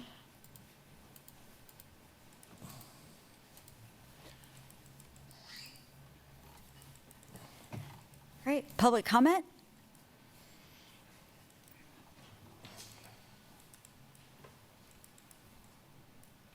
Before I begin, would it be possible to pull up this agenda item on the screen? Yeah, because it's, Do that, or do you want me to? Something that I can even like do here. I can do it. Hang on. Oh, can't find it on here either. okay. Squeeze in here real quick and I'll. Oh, Should be a first tab, huh? Far left. That's what I'm saying, I'm on Zoom, I can't find it. So minus that. And then I have to go here, don't I? Or not? Well, that's what I'm saying. That's what I'm saying, I, you know, I, are you messing with it, Kurt? I've lost Zoom. Okay. You should be able to scroll down. I have to go. Thank you. Sorry, one second. Okay, and I gotta try and find the friggin' arrow. I know, but the arrow's not working. It's, you know, these. I'm watching you move the mouse. I know, well, I can't, there it is. Okay. And then okay, your Civic Web, okay.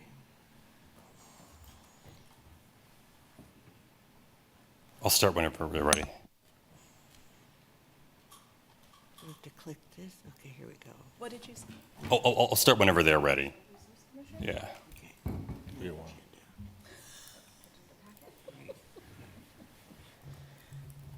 then scroll way down. And you got it from there? Yeah. If you just click on the blue link, nope, go back up. Click on. First I have to find, I have Yeah. to see it. Oh, well, I if you know, I click right can't, there. I know, I can't see it. Okay, I don't have your eyesight. Scroll down. I'm trying to make this larger so I can read. I know, I've been here. Yes. Okay, thank you.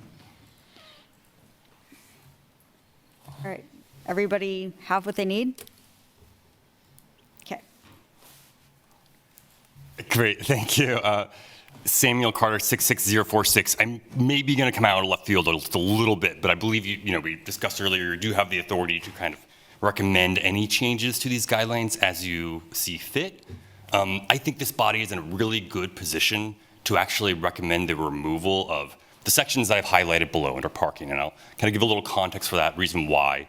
Of course, I don't know, many of you may know, a big reason that we are all here, like the Historic Conservation Code exists, is because of the 1996 zoning ordinance, specifically the parking requirements in the 1966 zoning ordinance. What happened was it was a very suburban style zoning ordinance, and eventually what we saw was the application of a suburban style parking requirements to an urban context. The urban context was the bank at 9th and Tennessee, right? What happened, someone wanted to build a bank, they looked at the code of a certain size, they looked at the code and said, if you have a 2,000 square foot bank, then you need X number of parking spaces. And so that's what they did.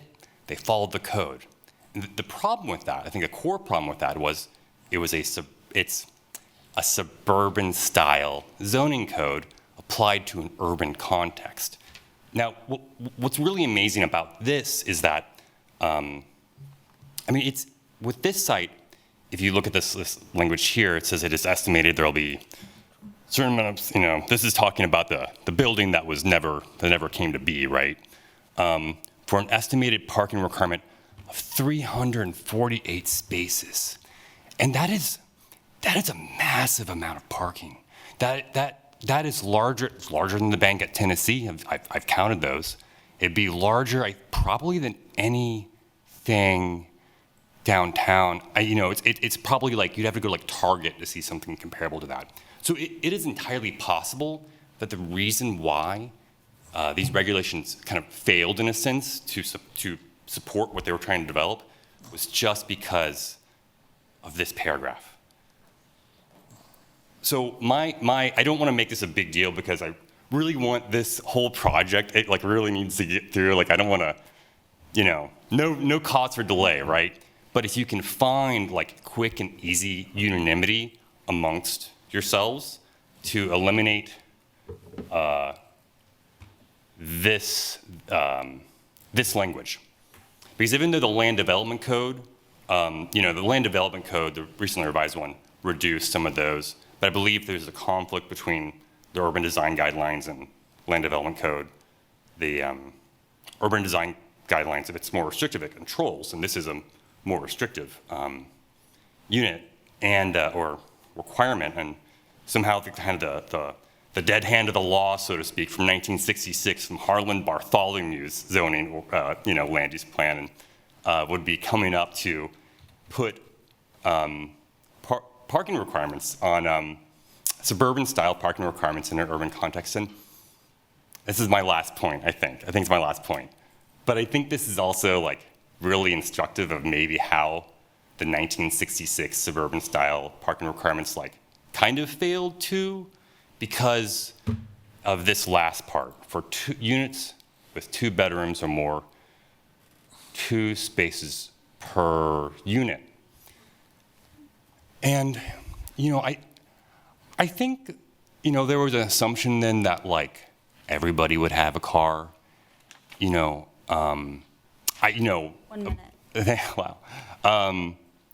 Margaret Thatcher, in the 80s saying you have to be like if you're going to be an adult, you have to have a car, right? There's an older mentality where expectation everyone will have a car, but the reality is that cars are expensive. If you plot the household income and number of vehicles available, generally if you have less income, you own fewer vehicles. So to apply a 2 bedrooms, 2 spaces per 2 bedrooms to an affordable housing development, I find that kind of offensive, because you're saying because those parking spaces increase the cost of the development. It means there's less land for affordable housing. So if you can remove these 2 spaces or these 2 sections, if you can find it. Time. Thank you. Thank you. So I'll address that very quickly. Number one, just to clarify, The reason the original development didn't move forward was because the developer went bankrupt. And so it didn't have anything to do with the guidelines or any of that stuff. But if you want to talk about parking, certainly you can talk about that. You could not make any decisions on that this evening as it was not advertised. And so you can make recommendations for staff to look at that. But those recommendations would go to the planning director to see if he has the staff capacity to do that and when. But to make any determination for changes would need adequate public participation and notice for people to take advantage of our publication deadlines and having the information a week before the meeting and being able to come and do public comment. I do appreciate your public comment. You know, that is what we're, you know, we'll take it into consideration and then follow the process to take those into consideration. So is the language that was up on the screen, is that from the design guidelines? Pennsylvania Street Redevelopment Area Design Guidelines? 'Cause I'm not finding. Yeah, I believe it is. I wanted to, before we get into On page discussion 36 about of the it, PDF. I wanted to point out that the original submission, I think, only came with 17 parking spaces. So Yeah. it was something like that. So it didn't even follow that. Yeah, so I don't think we need to, I mean, it's a good thing to 111 discuss. is Patrick's. Definitely review that Yeah, language. so I think. Not now. Right, so I think it would be good to look at it more holistically at all the changes that need to be made, and we'll discuss that under miscellaneous items. Because there's other components to this, and it will be discussed.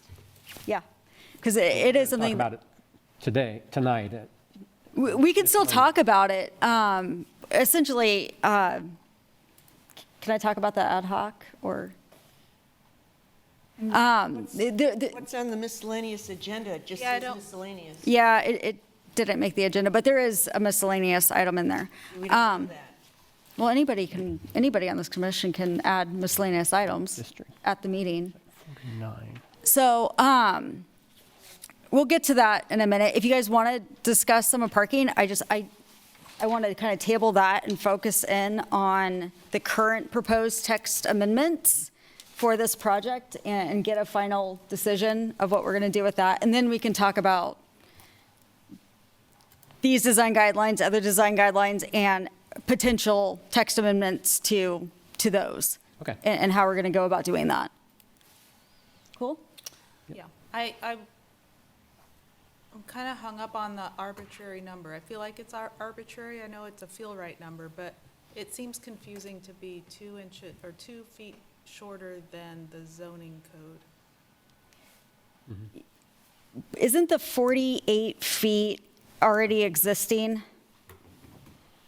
Yes, that's the existing height at 8th and Pennsylvania. Right. The zoning code would allow 50, but if you look Yeah. at that line of sight drawing and you allow Yeah. a building that close to the Polar building to go up to 50, you're not going to perceive a change in height between those two buildings. Oh, I was referring to the 220 feet away height allowed to be the Oh. same as the zoning code allows, which is 50, not the others. Well, the 220 feet is determined by the existing development at 8th and Pennsylvania, and this proposed development both meet that 220 feet mark. And so if you use that with the lot size and you do that analysis of the entire overlay, then you wouldn't have any non-conforming structures in the future, and you would still promote the focal point of the Polar building. It's to allow the existing structure that's at 8th and Pennsylvania, and then this proposed structure to reach that height maximum. Yeah. So the existing building at 8th and Pennsylvania, it's taller than it's supposed to be? Well, we did the text amendment. If you'll look in the Okay. middle portion of your staff report, there was a text amendment to allow for an increase in height if it had Oh, that 75% was, affordable okay, that was, housing. I see. These earlier revisions are in because of Yes, that the building. earlier Okay. amendments, the first one was for the Polar Building, which was Gotcha. an increase in density. And then all the other text amendments were for Okay. the property at 8th in Pennsylvania. Okay. Gotcha.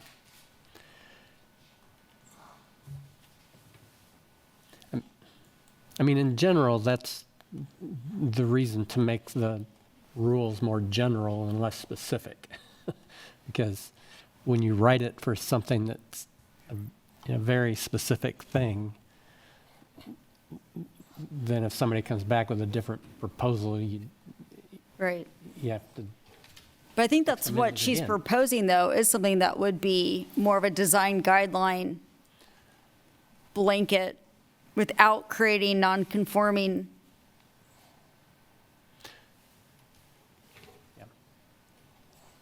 maybe. Yes, it would. Okay. Would, but it, yeah. And the 220 feet came from, we have this existing now. Right. And so we can look at that as the model and say this works. If we choose another number, a separate, let's say if we move it to 200 or 150, or we don't have a distance or anything like that, you would have to have models to tell you what the visual impact on the focal point of the Polar Building would be. Yeah. Whereas with this one, we have that example. I was only suggesting that at the end of the sentence, however, no structure shall exceed the height maximum of 4 stories and 48 feet, that we would say 50 feet instead of 48 feet. I like the Everything 48. else, I wasn't suggesting. But if you do that, then this structure could be 2 feet taller. And then if you look at that sight line, you wouldn't be able to tell. 5 feet is not significant when you're that close together. They would look like the same height. I know 2 feet doesn't seem like a lot, But it is. but it adds up and Your it is. opinion. I have a different one. Yeah. I like the 48 feet because it is existing, so we can point to that as the model, like, kind of as, It's fine if I'm overruled, I don't mind. well, there's a lot of other people. I have a procedural question. When it comes to making amendments to things that have already been adopted, is this a case where it requires like a supermajority instead of just a simple majority? It's a simple majority. Okay. So, And you're not actually making the Right. amendment, you're making a recommendation to the city commission on what the amendment should be, shouldn't be, shouldn't Okay. be approved. Okay, that's helpful. so just playing devil's advocate here. So there's a proposed project for this piece of property, and this text amendment is addressing that, and it's helping to address what's existing across on 8th and Pennsylvania. So there was a previous project designed for this. What happens if this proposed project doesn't happen? It doesn't get funded, for whatever reason, it doesn't happen. And someone else comes in and they want to propose something different. Instead of only going on the south end, they want to build in the parking lot area and put the parking at the south end, or something different. Then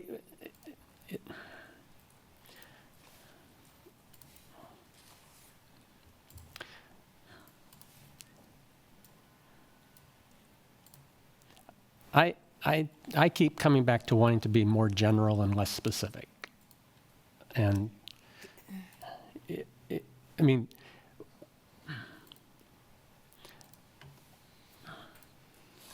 there are other constraints that would affect what can be built close to the Polar Building, because it's a listed historic structure, it's a listed historic district.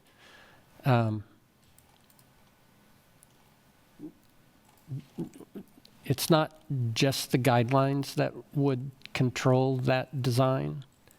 I don't know. Well, and just to be fair, Commissioner Hurley, just because it would have a state law review, because it is a historic district, the Secretary of the Interior standards do not prescribe height. Yeah, They right. talk about compatibility. Right, yeah. And so then you get in, that is not a specific number. Then Right, you get right. into just saying it Yeah. has to be a compatible Right. height, which is what we And- have downtown, which Correct. has been very difficult. Yeah, yeah. So, yeah. And those are the kinds of things that we deal with all the time, because it's, what is compatible?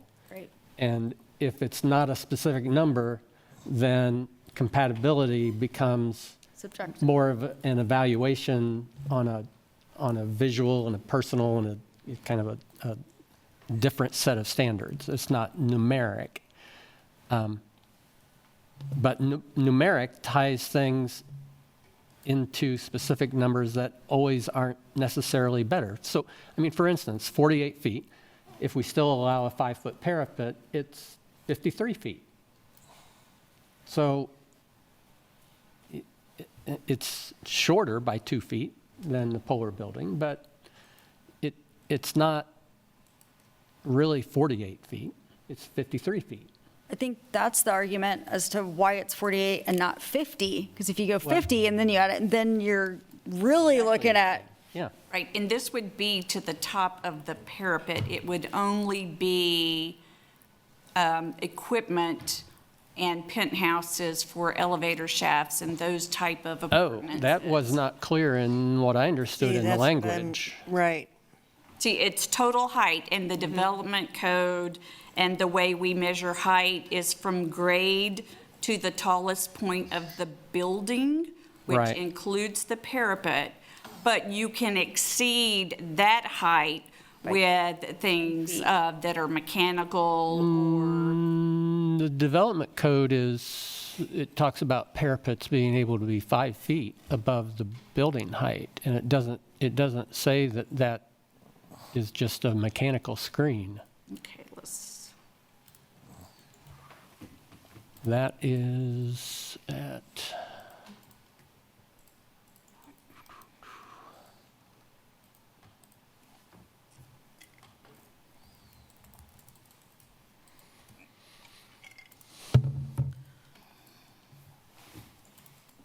so within this proposed changes, the last sentence before it turns red,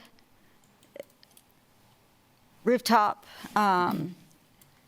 items such as cellular and radio antennas, chimneys, mechanical equipment, blah, blah, blah, blah, should be limited to the height not to exceed 50 feet above grade.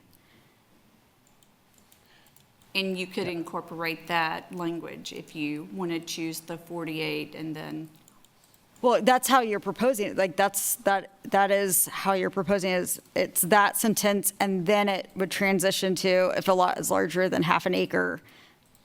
Because isn't the blue text going to replace the red? correct. Okay. so it's table 20-2-4, permitted height exceptions. Height increases 5 feet for firewalls or parapet walls.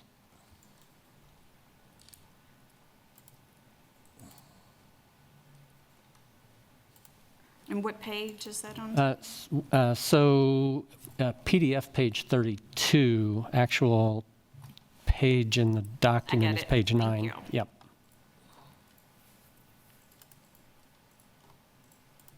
So, yes, you're correct with the new development code, that is correct. So, let's double check the design guidelines and see how it's written.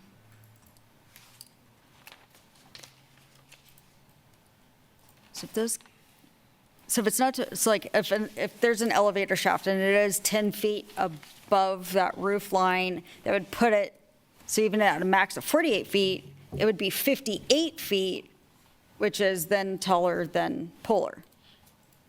Correct? So Yeah, the one language portion. in the Okay. design guidelines does not include the parapet. It includes just what I was mentioning. Okay. The rooftop appurtenances and cellular and radio. So where is that in the It's guidelines? in the design guidelines under height, and in the revised staff language, under building height, it's the second paragraph, the second sentence. Yeah, it's page 97 It's of in the black. packet. That exists now. 97. Okay, got it. Building height.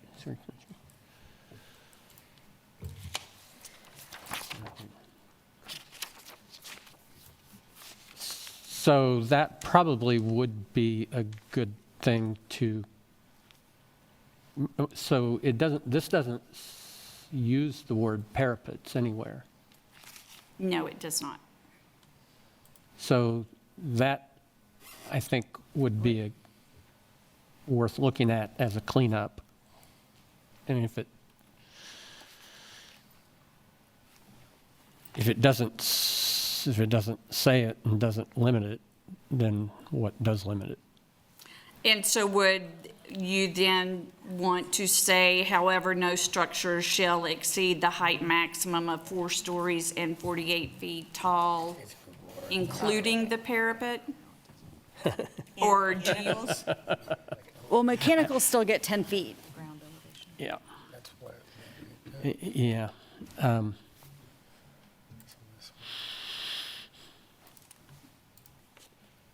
I mean, in the design guidelines, we don't address how height is measured. Okay. So That might be a good,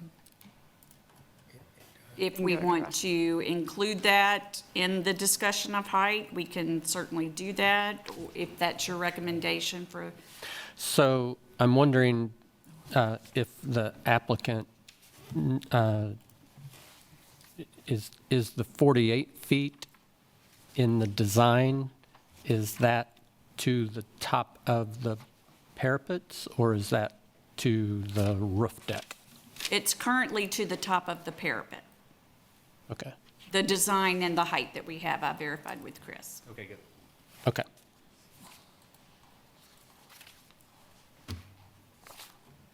so should it be comma including parapets? Just so there's no, That'd be an easy fix, yeah.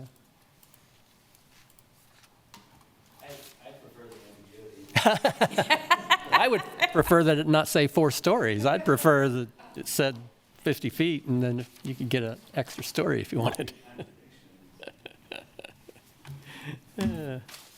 so I think that is a good discussion to have, though, about stories.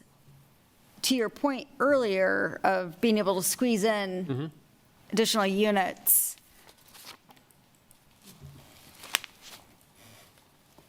Under M3, what's the base zoning for this district? It's different. There are different zones. Oh, there is, okay. And in the overlay, and there's, I believe, a comparison. Oh, I'm sorry, that may be in the, nope. If you'll look on page 8 of your staff report, it's page 11 of 112 on the PDF. Yeah, oh, there it is. There is the Yep. zoning limitation and then the overlay zoning, and that's what we used as part of our analysis. That's So right. the south, the proposed project site right now is M3. Got it. I'm just wondering, like, how many instances are we going to get into where people are splitting their floor plates to squeeze in units to increase density without having the first floor be commercial? Well, the base zoning would not allow that. If the text amendment moves forward to remove density from the design Yeah. guidelines, then they would be required to meet the density of the M3. In the M3, if you have a totally residential structure. You can't do. You have a different density. Okay, that's what I It's thought. not the uncapped Okay. density. And I believe it's 32 units per acre, but I'd have to go back and look. Okay. Yeah, that's what I wrote down. Okay.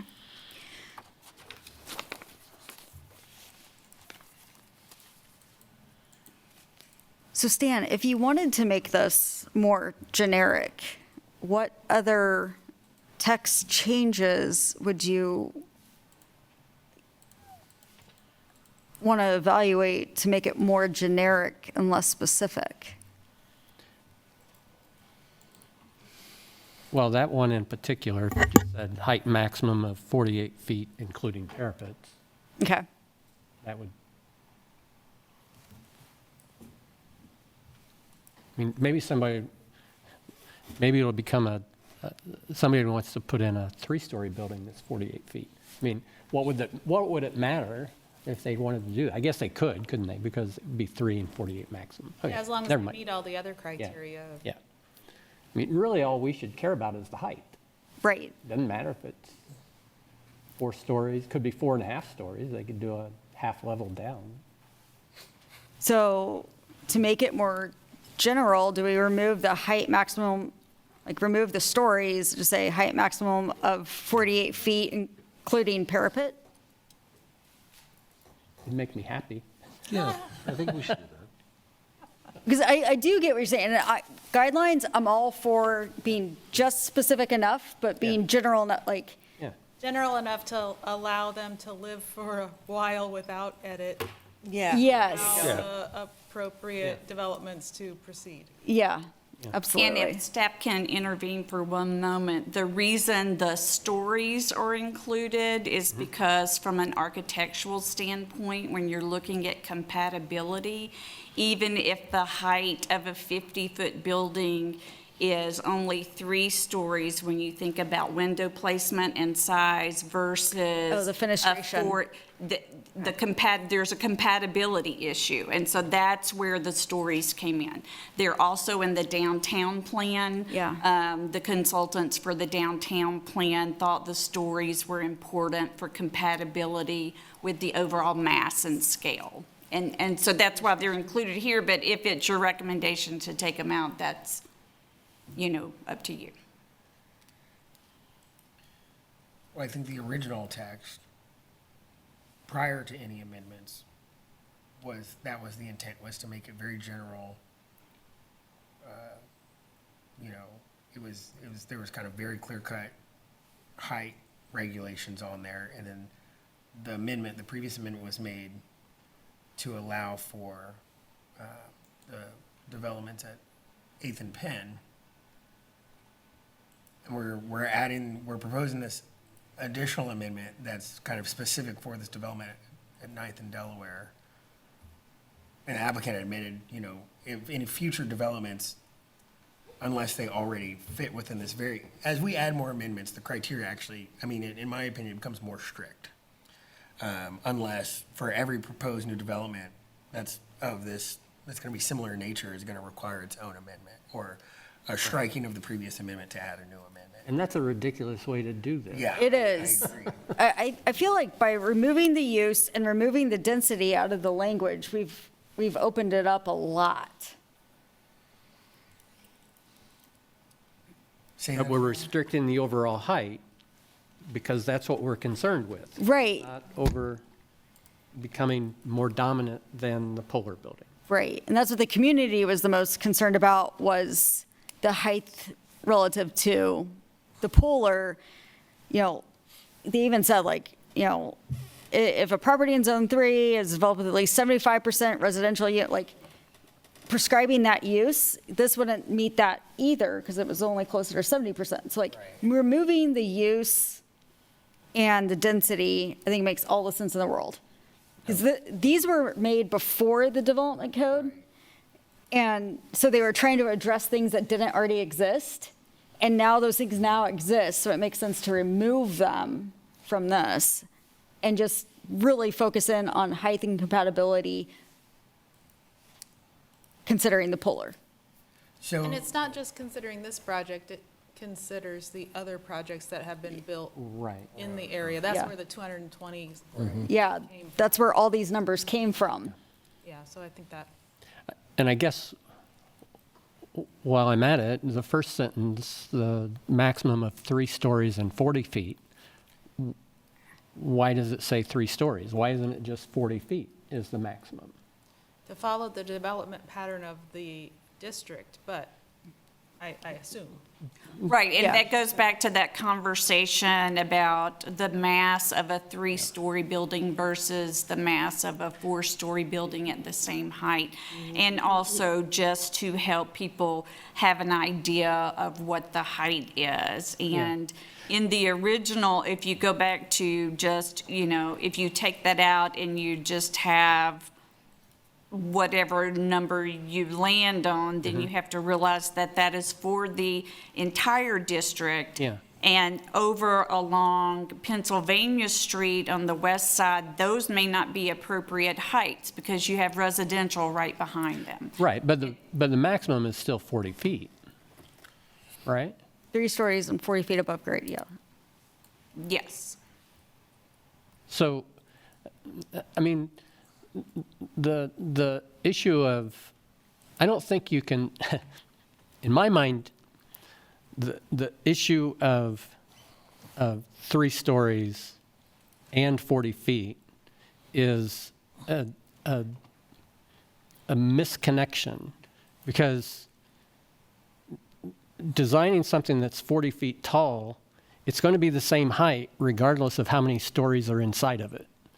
It could be 1 story and 40 feet tall. It could be 4 stories and 40 feet tall. The impact and the design of that mass doesn't change with the number of stories. It can be designed in a way that fits with the character of the neighborhood, regardless of the number of stories. It's the height that we're controlling. I mean, it seems like we're saying 2 things, but only controlling really for one thing. So, design question. If you're designing within 40 feet, regardless of stories, the fenestration that would occur between a 2.5 story over here would then be out of balance. It might be, but if you look at development of buildings along main streets, there's a wide difference in floor heights, and you'll see window patterns coming along that'll look like it's 1 story, but it's actually 2 stories.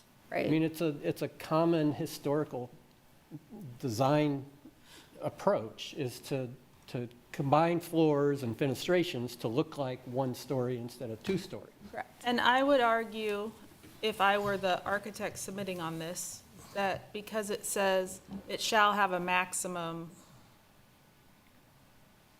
I'm reading the 3-story one and 40 feet. It shall have a maximum of 3 stories and 40 feet. I would say, well, I'm 2 stories and 40 feet. I'm under the max. Yeah, I wouldn't feel So why- obligated to provide 3 stories. right. But Right, it would you're not. limit me to But- not provide 4 stories. Right, but it's limiting you from providing 4 stories. Right. That's 40 feet tall, which, in terms of density and use, might actually be a good thing for that block Right. or that building. Yeah, I agree. And it's not any taller, and it could be designed in a way that looked like a 3-story building that was only 40 feet tall, but it had 4 stories. Yeah, I think the important part is the height and the compatibility with the neighborhood, historic district. yeah. Can we call the question for that? Oh, sure. Make a motion. Well, I don't know. Are we ready for a motion? I don't know. I know, say I've to- been hearing so many, Yeah. different back and forths, and I'm working really hard to track them all. And it just sounds to me like we're trying to, when we're dealing with language and we're dealing with interpretation of language, there's such a huge amount of interpretation of language for everything that people have said. And it sounds to me like we need we need to table it and just do a whole separate working session on this. Because I'm not sure we've reached any kind of agreement. I mean, I know I have my thoughts on how I feel about things, but Well, share them. Well, my feeling, the sense that I'm getting is that we are trying to change the language for a developer. And then another developer will come, as Stan was saying, and then that developer will want another language change. And I just don't think we ought to be in the business of changing language for developers.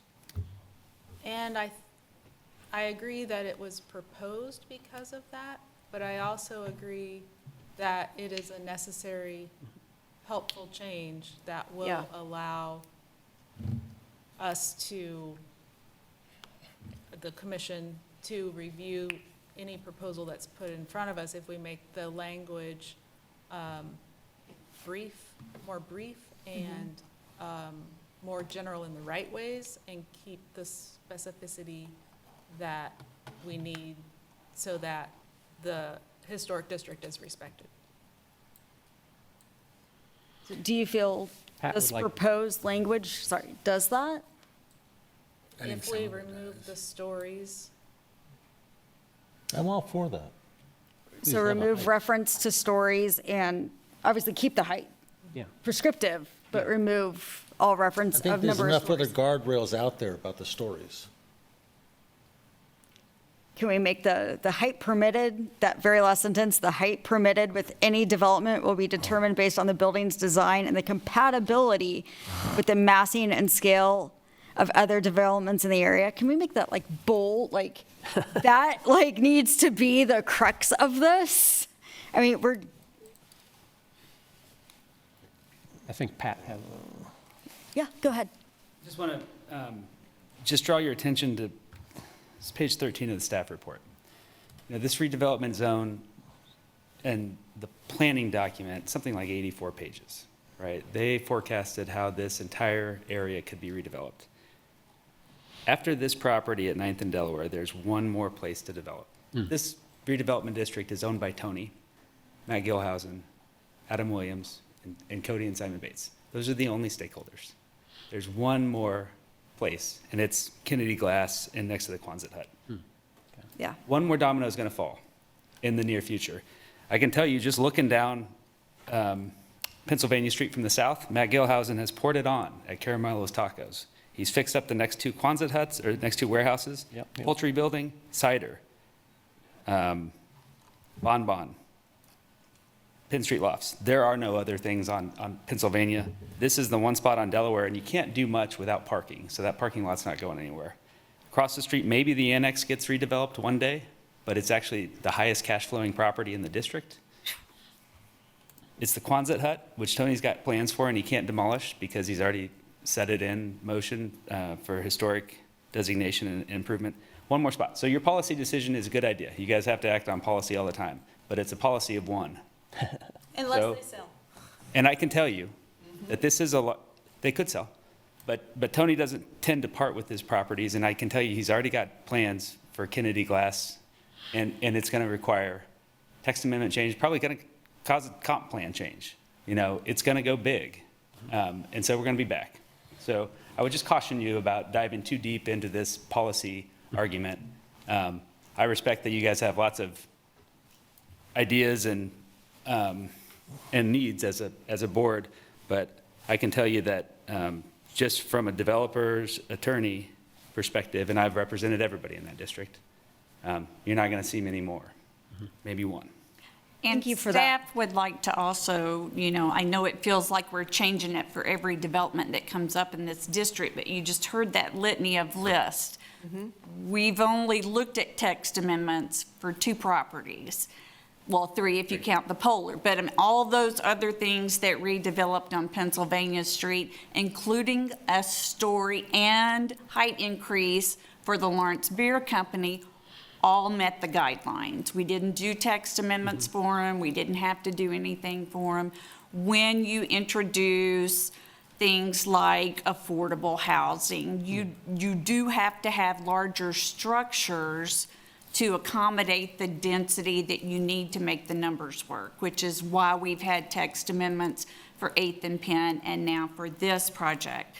If you tie the stuff to the lot size that's required to make those projects work, then you've automatically set it up, and it's, like Pat said, you're really looking at one other potential property in the overlay that you would even have to make a text amendment for. And regardless of what you come up with tonight, that could happen.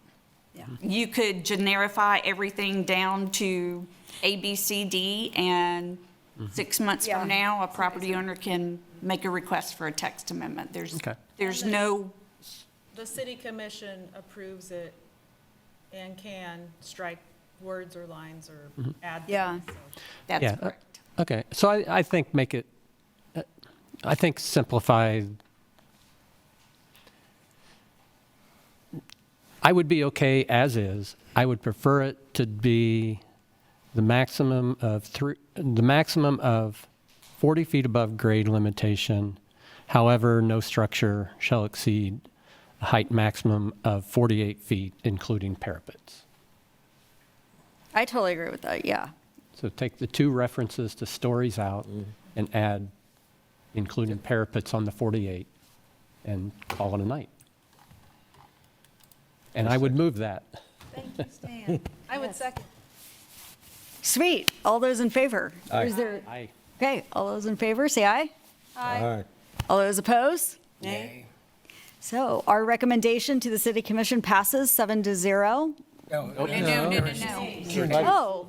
sorry, yeah, I didn't. Was it 2 nays or 3 nays? So passes 5-2. 5-2. Can you identify for the record the vote, please?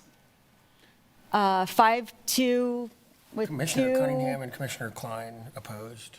Okay. I thought, Oh, there's a third? No, I didn't say anything at all. And one abstention? I would like to briefly hear what your concern is so that I have a better understanding of what's going on. Motion tabled. Okay, yeah. Just happened. I just want to, to shift gears real quick. I don't think anybody has any issues with the text amendment changes under density. I think that it's understood that with the revised land development code appropriately addresses density, and those changes that are proposed, I'm perfectly fine with. Hearing everybody's input, I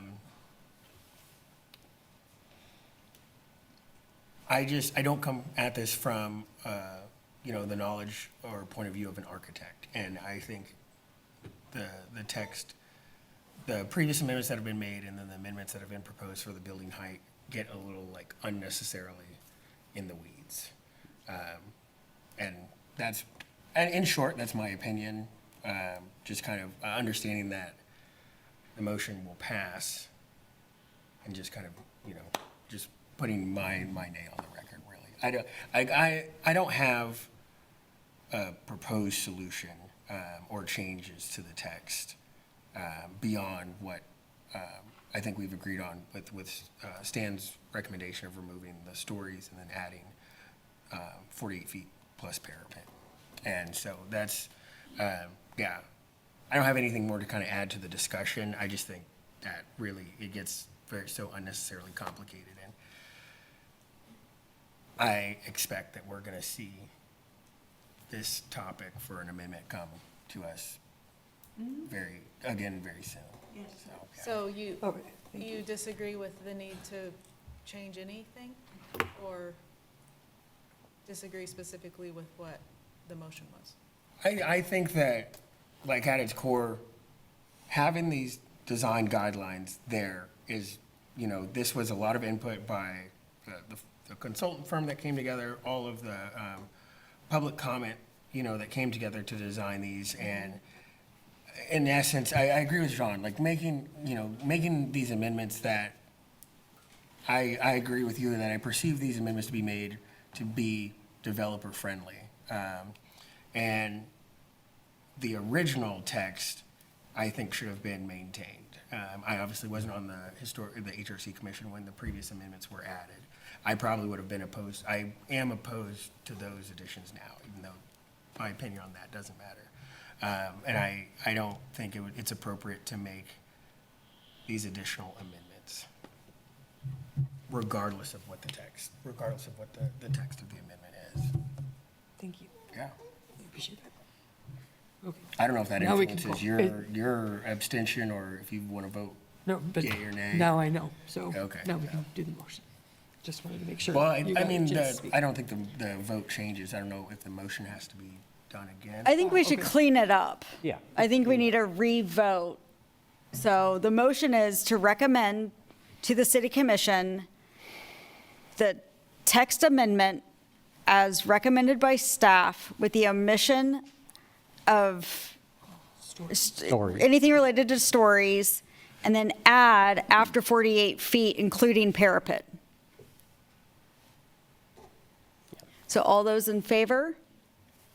Aye. 1, 2, 3, 4, 5. All those opposed? Nay? So it's still Klein and Cunningham. Bill? Yeah, Cunningham, thank you. Sorry, Phil. Oppose.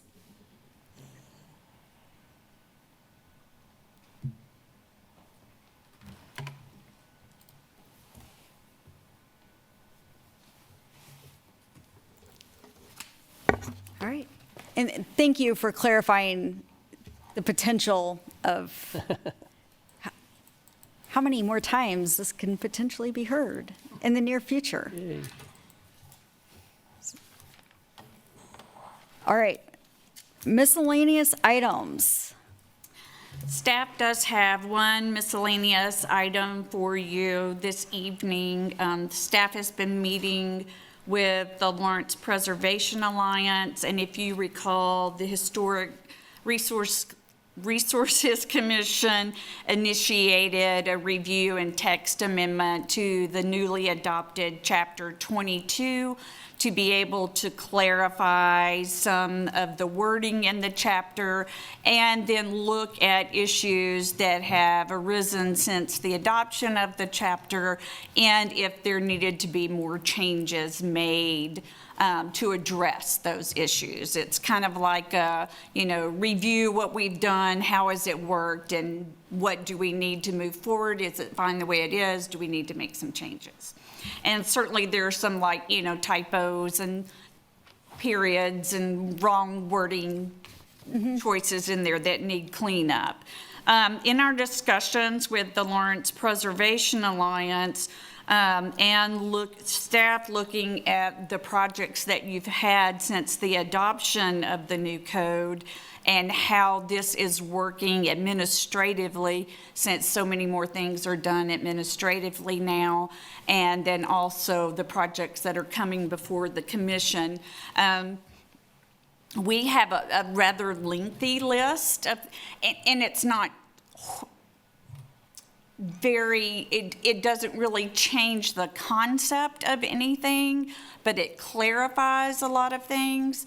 And so in discussions, we would like for the Historic Resources Commission to appoint a subcommittee that would consist of 2 historic resources commissioners, 2 individuals chosen by the Lawrence Preservation Alliance, a member appointed by or put forth by the Lawrence Association of Neighborhoods, and then 2 at-large positions. That would be a committee of 7, and they could look at the proposed changes by staff and LPA and some other correspondence that we've gotten since the adoption of the code about what's working and what doesn't work. And I anticipate that there would be public meetings with this subcommittee where they could take public comment. We've had quite a bit over the past couple of years. If you want to think back to the First Presbyterian Church nomination, and we had a lot of discussion about how as we progress into looking at a 50-year mark as a date for properties that can be listed, not all of those properties are going to be in the original town site with the original town site dimensions of land and setbacks and things of that nature. So I would anticipate at least 2 public meetings where you take public input and then also at least probably two subcommittee meetings where they would be working meetings, and the public would be allowed to attend, of course, but you would not take public comment at those meetings. Just so you're not scared of the proposal from staff, we will supply that subcommittee with a draft that we've been working on, so it's not starting from ground zero. And the draft will have with it the reasons for the proposed changes. So there are a couple of ways you can set up the subcommittee. You can have the chair bring nominations to you at the June meeting. You can all bring nominations to the June meeting.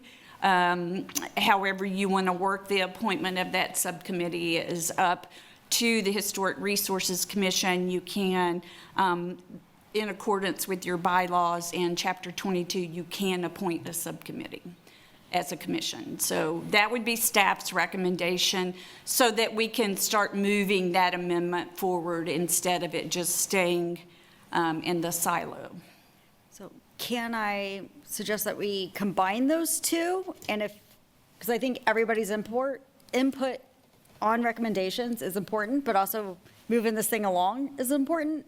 So I would recommend having the chair bring all the potential appointees, be presented in June, but have everybody let me know who you guys recommend prior to that. So, because I want everybody's input on this, but to also not lose a month. Does that make sense? Well, I think to start off with, who wants to do it? I nominate Commissioner Schwaller. I don't, no offense, but how familiar are you with? Nobody's familiar. Nobody's familiar with the. Yeah. Well, not just Chapter 22 with the. I think it's a fantastic opportunity for you to learn about all this. Even though you have a PhD, it's really hard to interpret Chapter 2. I think it's a great opportunity, and I want you to be involved. That's why I carry it with me. I don't think we need to appoint anybody tonight at all. Well, I was just trying to help speed along. Yeah. So this is just a recommend for Chapter 22, correct? Correct. Okay. To kind of look at Chapter 22 and see if there's any changes that can be recommended to align with, well, just in general, if there's any freshening up that needs to happen. Right, when the proposal came before you as an item before, it was more of a cleanup amendment, and the commission expressed a desire for staff to look at other issues that may be challenging since we adopted the code, and how we could look at not necessarily fixing those issues, but at least addressing them. And that's why I brought up the First Presbyterian Church. We had a lengthy discussion during that landmark process, and after the commission directed staff to try to look at that, because it was such a large property, it created a huge context area. It was an urban environment that was not similar to what our historic environments typically are. And so are there adjustments we can make in the code so that we're not at city commission having city commission draw a square around the actual building instead of the property? So, those types of things that the commission has directed staff to look at in the past, and also things that we've heard from applicants. It's quite a bit. Well, one thing that I think we should consider is that we're going into the summer months, and I know that people tend to travel. I know for one, I won't be here, and I won't be able to attend the June meeting. And I think that one or maybe two meetings last year, we didn't have a quorum. So it's just something that I think should take. Right, and I think that's why staff was outlining the number of the meetings. So before a commissioner or someone from the public agrees to sit on the subcommittee, they would know what the requirements are before they commit to it. It's going to be a substantial time commitment. Yes.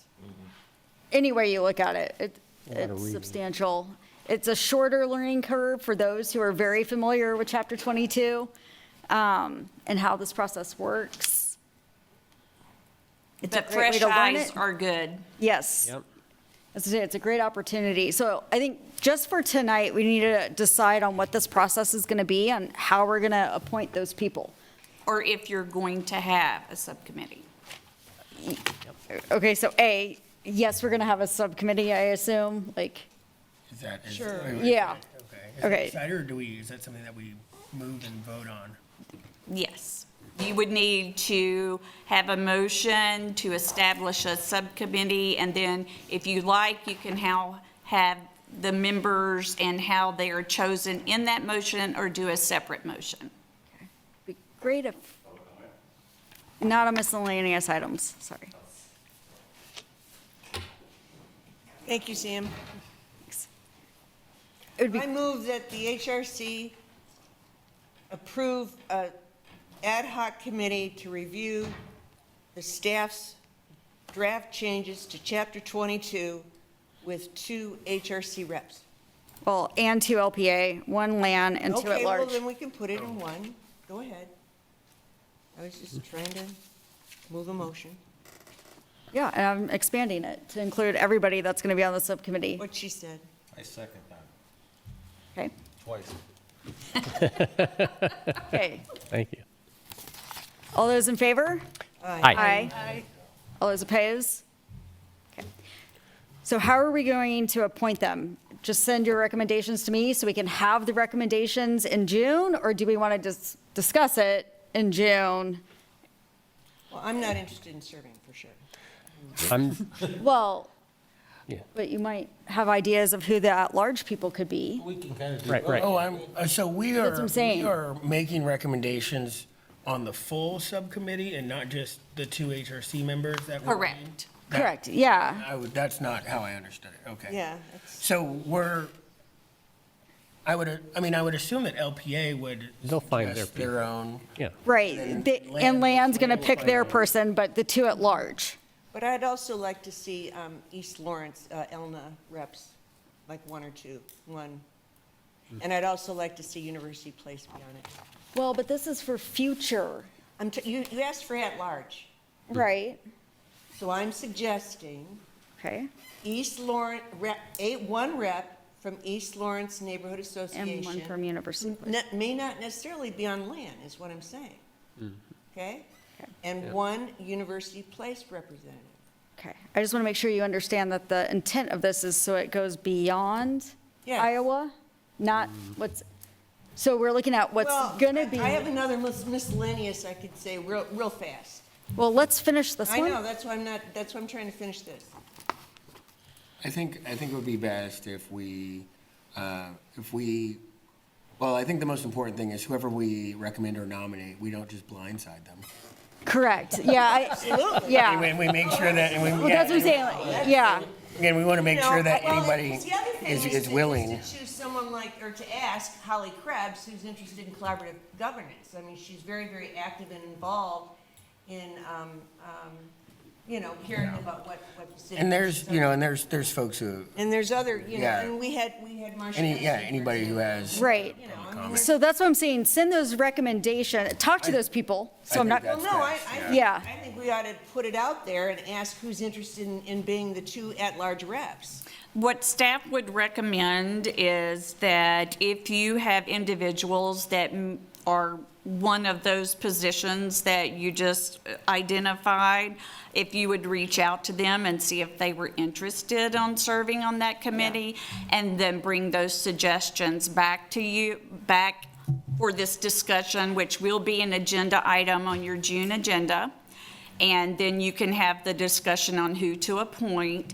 In the meantime, staff will do a press release and put on our website that we are looking for people to serve on the subcommittee.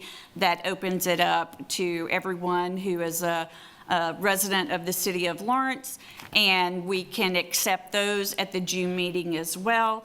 If you need extra time to go through all the 5,000 people I'm sure are anxious to apply for this subcommittee, then in June, you can, look, did this work? Do we need more people? Can we decide?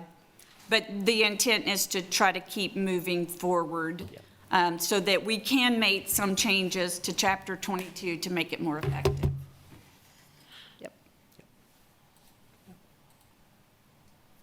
So please, if you have recommendations, contact them first, and then let me know, so I'm not surprising these people. Well, you wouldn't have to I wouldn't, contact okay. anybody unless That would it's be something nice. somebody that you want to bring forward. Okay.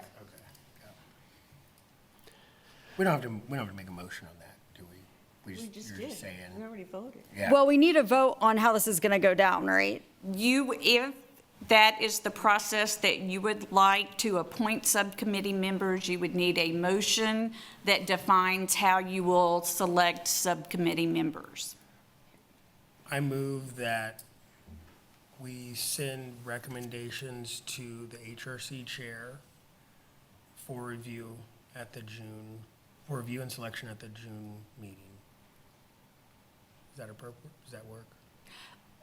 That is an option, or you can all bring recommendations to the June meeting, and we can also put out on the website that we are in search of people who are interested. I think public notice would Yeah. be ideal. Is crucial. Okay. I think the public notice is the key, and find out who's interested in serving. Well, then with Phil's motion, that there's also the public notice, and that should all We be, should do everything. Yeah, we don't need to yeah, do everything. and then that can also be given to the chair. Right. And Yeah, there's discussion at that meeting. yeah. That way I can confirm that they're interested. I think that would be good. Sure. All right, I can try this again. I move that the HRC commissioners bring a short list of recommendations, as well as the city advertise public notice for potential interest in this subcommittee for it to be reviewed and selected at the next HRC meeting. Yes, nailed it. Second. I love it. Yes. Okay, all those in favor? Sure. Aye. Any opposed? Passes 7-0. I love saying 7-0. All right. Say one miscellaneous, are we done with that? My question is, when are we going to do an East Lawrence survey? Because we talked about prioritizing this a long time ago, and I have not heard a single word about if and when and how we're going to do an East Lawrence survey for the rest of the other areas and the non-context areas was the idea. Funding? Yes, and you did come up with a survey priority list, and we do have that. Currently, we are trying to finish up the University Place survey, and so the city will not embark on another survey until that one has been completed. In addition, to be able to do surveys, we typically have to have financial assistance, which typically comes through Historic Preservation Fund grant, which currently the city is not able to apply for because it does require a 40% match. And that is not something that we have in the immediate budget for the June 1st deadline. We are evaluating a plan to be able, hopefully, to apply for grants in 2027.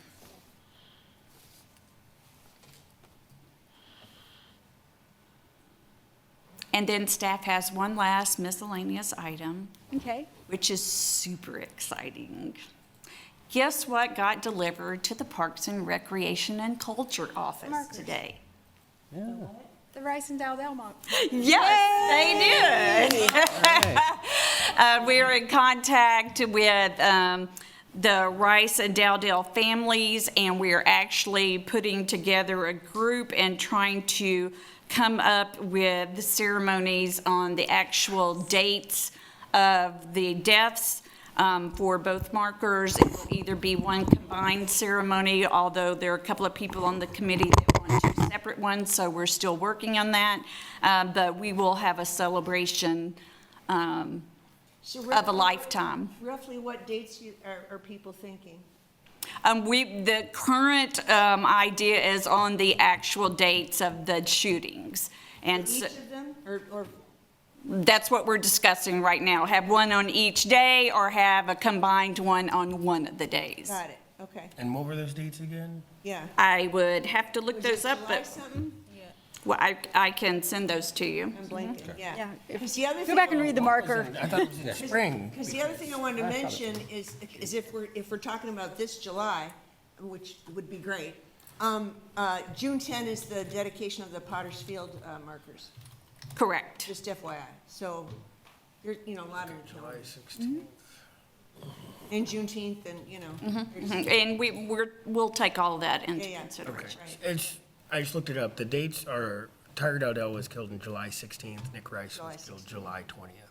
Yeah, 16th and 20th. I remember them being a few days apart. So we're really working with the families to help us Right. That's- choose That dates should be so the- that they can attend and take part of that, as well as the donor family. Right. Because we want to make sure that it's a significant celebration. Good. Awesome. Oh, I love ending on such a happy note. This is a long one. All right, meeting adjourned. I'm so glad you're here.